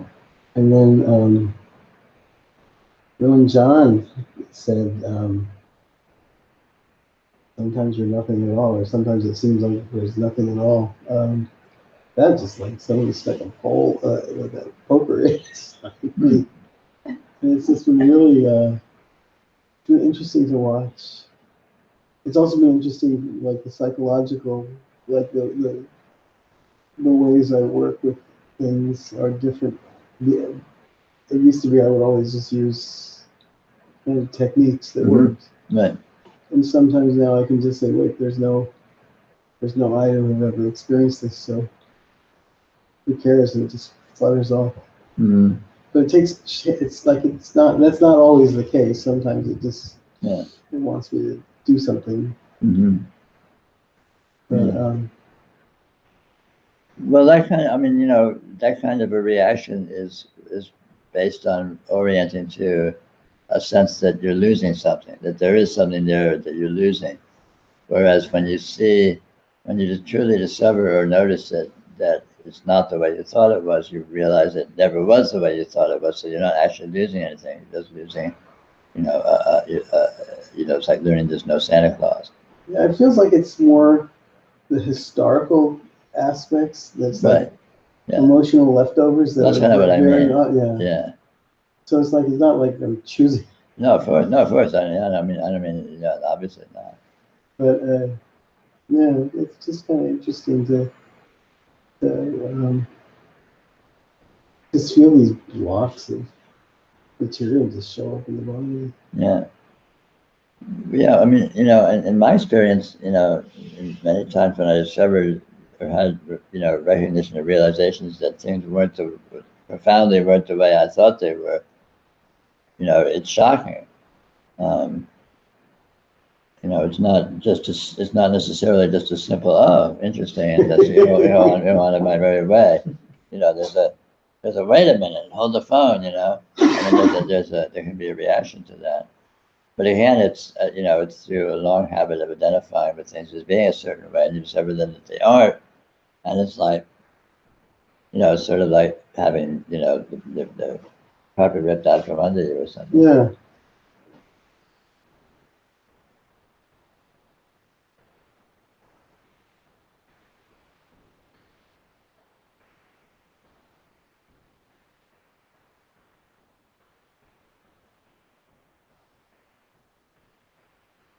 It was weird, like in the shower one day, all of a sudden it was like I was worrying about something, and there was this knowing, oh wait, there's no I to be afraid for.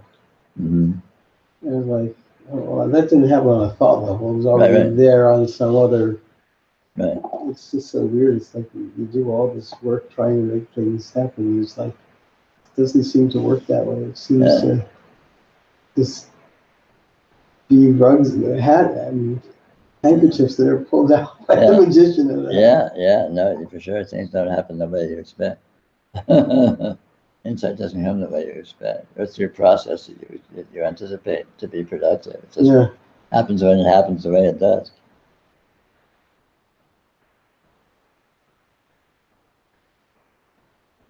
Does recognition happen for a lot of people, like not in like these kind of huge increments like you experience, but just like a slow kind of Absolutely. releasing of the tire pressure? Yeah, I think that's a lot more common as far as I can tell. And I think it happens incrementally for everyone, even for people where they have bigger whammies of recognition.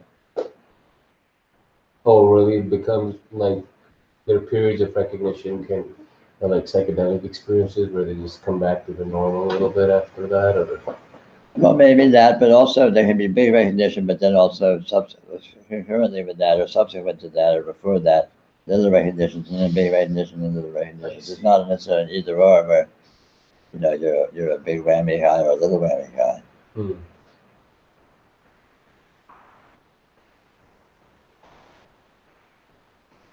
And recognition is not confined to the circle. Like it happened to people who are in business or playing Anything, sports or everyone has recognition all the time. They may not be aware that that's happening. They may not give it the value that it actually inherently has. Everyone's always having recognition because it's so obvious.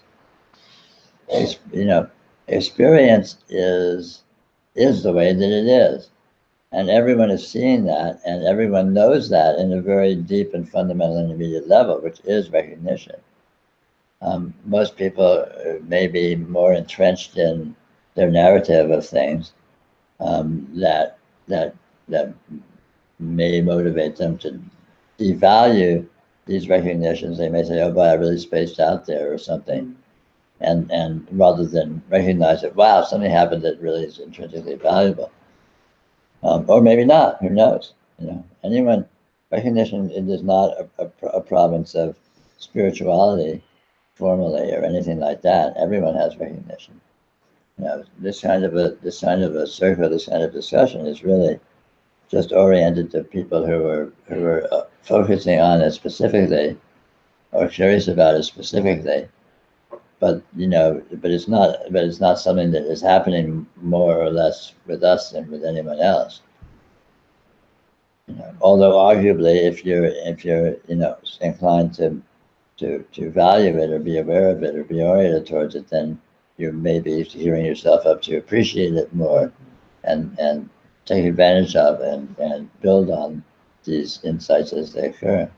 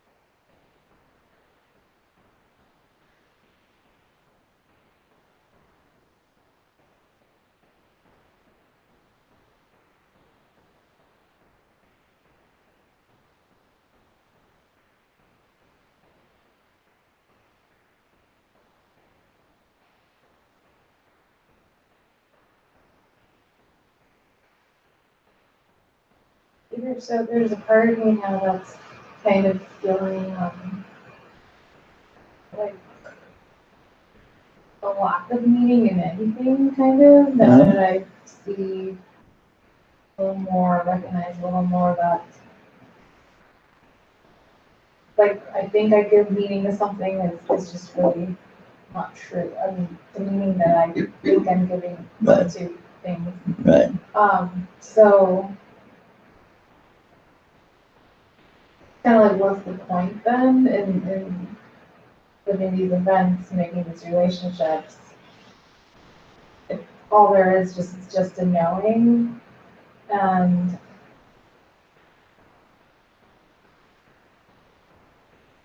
or is it just out of my control?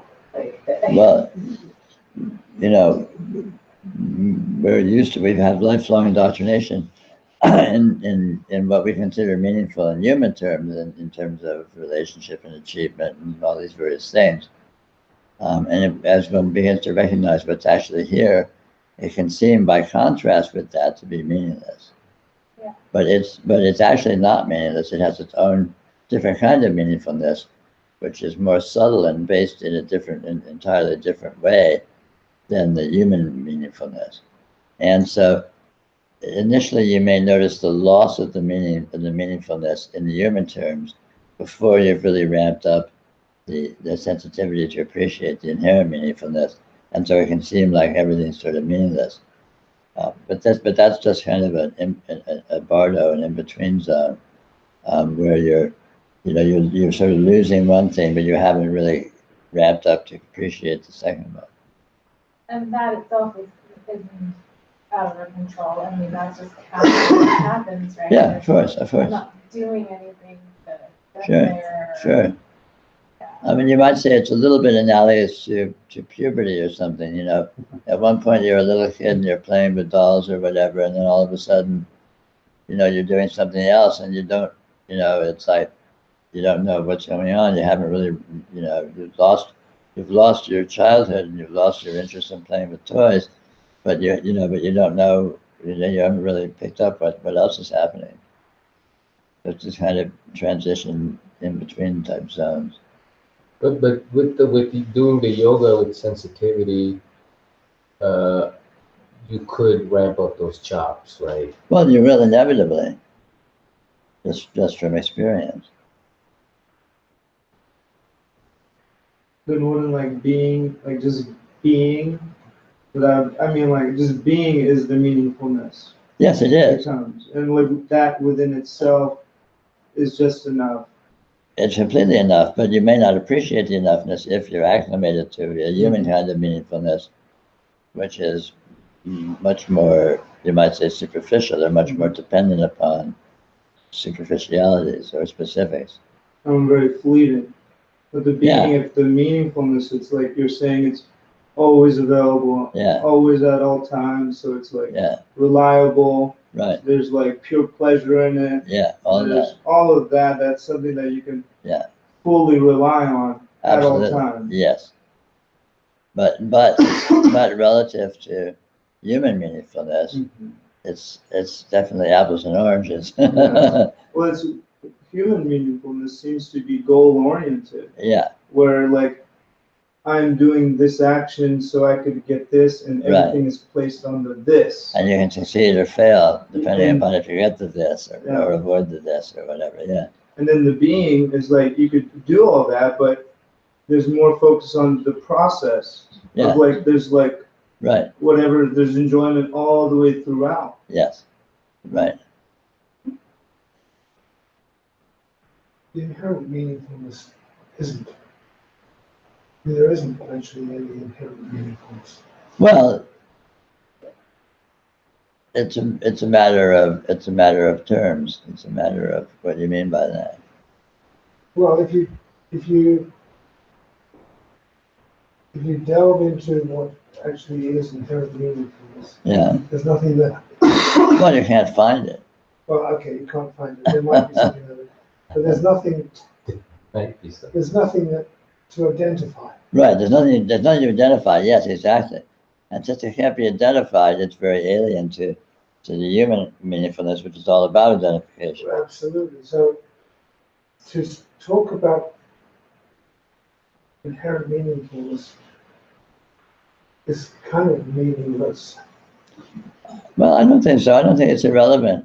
I think I there don't is think it's a. irrelevant. I just think that Yeah. there's no meaning there. Well, okay, yeah. You guys, I think that if you're talking about human meaning, like something means something, then I agree with you, but I don't think that's what you're pointing out. I think like this is meaning. Look at it. Ta-da! It's totally obvious. Yeah. As this.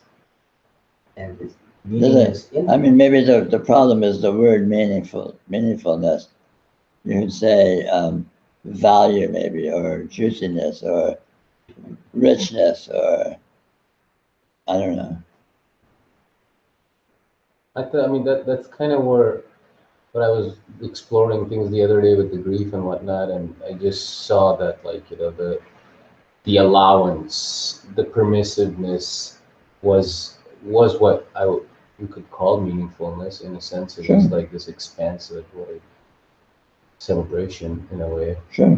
Yeah. You pick something like a color. It is so profound. Yeah. And it doesn't have any meaning, but it's so Well, it doesn't have any rich. meaning in human terms. Yeah, it's so rich and inherently full. Yeah. Whatever it is.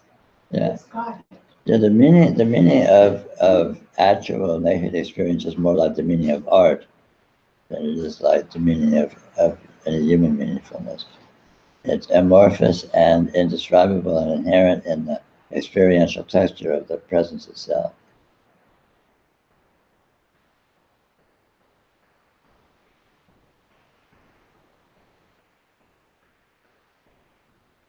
But like art, it's open to interpretation. Well, first it's open to interpretation. Everything's that's a given.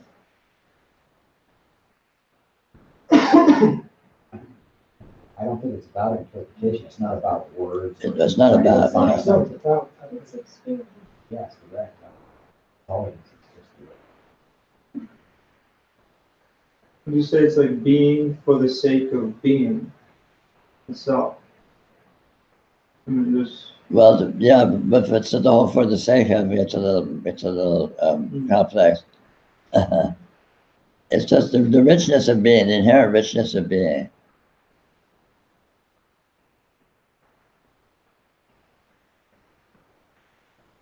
What was that? Book, the unbearable lightness of being. Yeah. Horrible book. unbearable. Maybe Yeah, nice title. Yeah, definitely. Just could not get into it. Milan Kundera.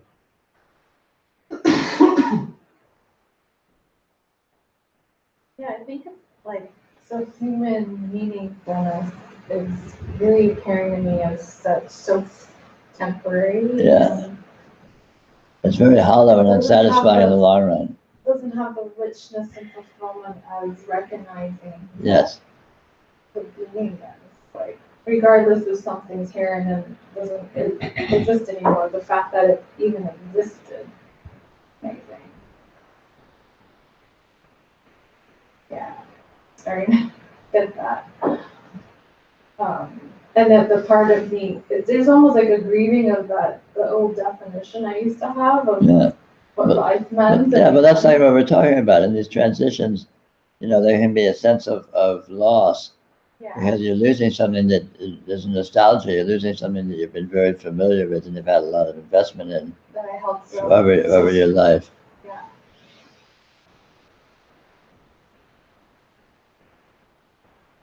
And there's still like habits that arise of like, okay, I'm gonna do this now because I'm gonna feel this way or I'm gonna do that. Yeah.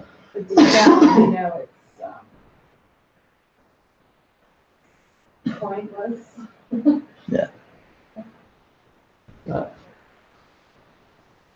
Pointless is probably a hard word. Oh, Yeah, that's just a grief speaking. Like, pointless in the context of what? I remember very distinctly in my own experience when I saw what this is. In one sense, I felt like I was a zombie. I felt like I had sort of entered a realm of empty form, like a ghost. But a ghost is better. Like it was just a realm of empty form, and it was just apparition, but there was nothing. It was just apparition and empty. I can remember feeling that very distinctly. But again, I certainly don't feel that way now. And I think it's about, again, it's about this transition we've been talking about, where I was familiar with and nostalgic for, oriented to it the way I had all my life. And in the loss of that, nothing else had been there. I wasn't sensitive enough to notice that, in fact, it's being replaced by something, profound and more subtle or less obvious than, at least from the perspective I was familiar with, than my, habitual human orientation. How do you feel now? I feel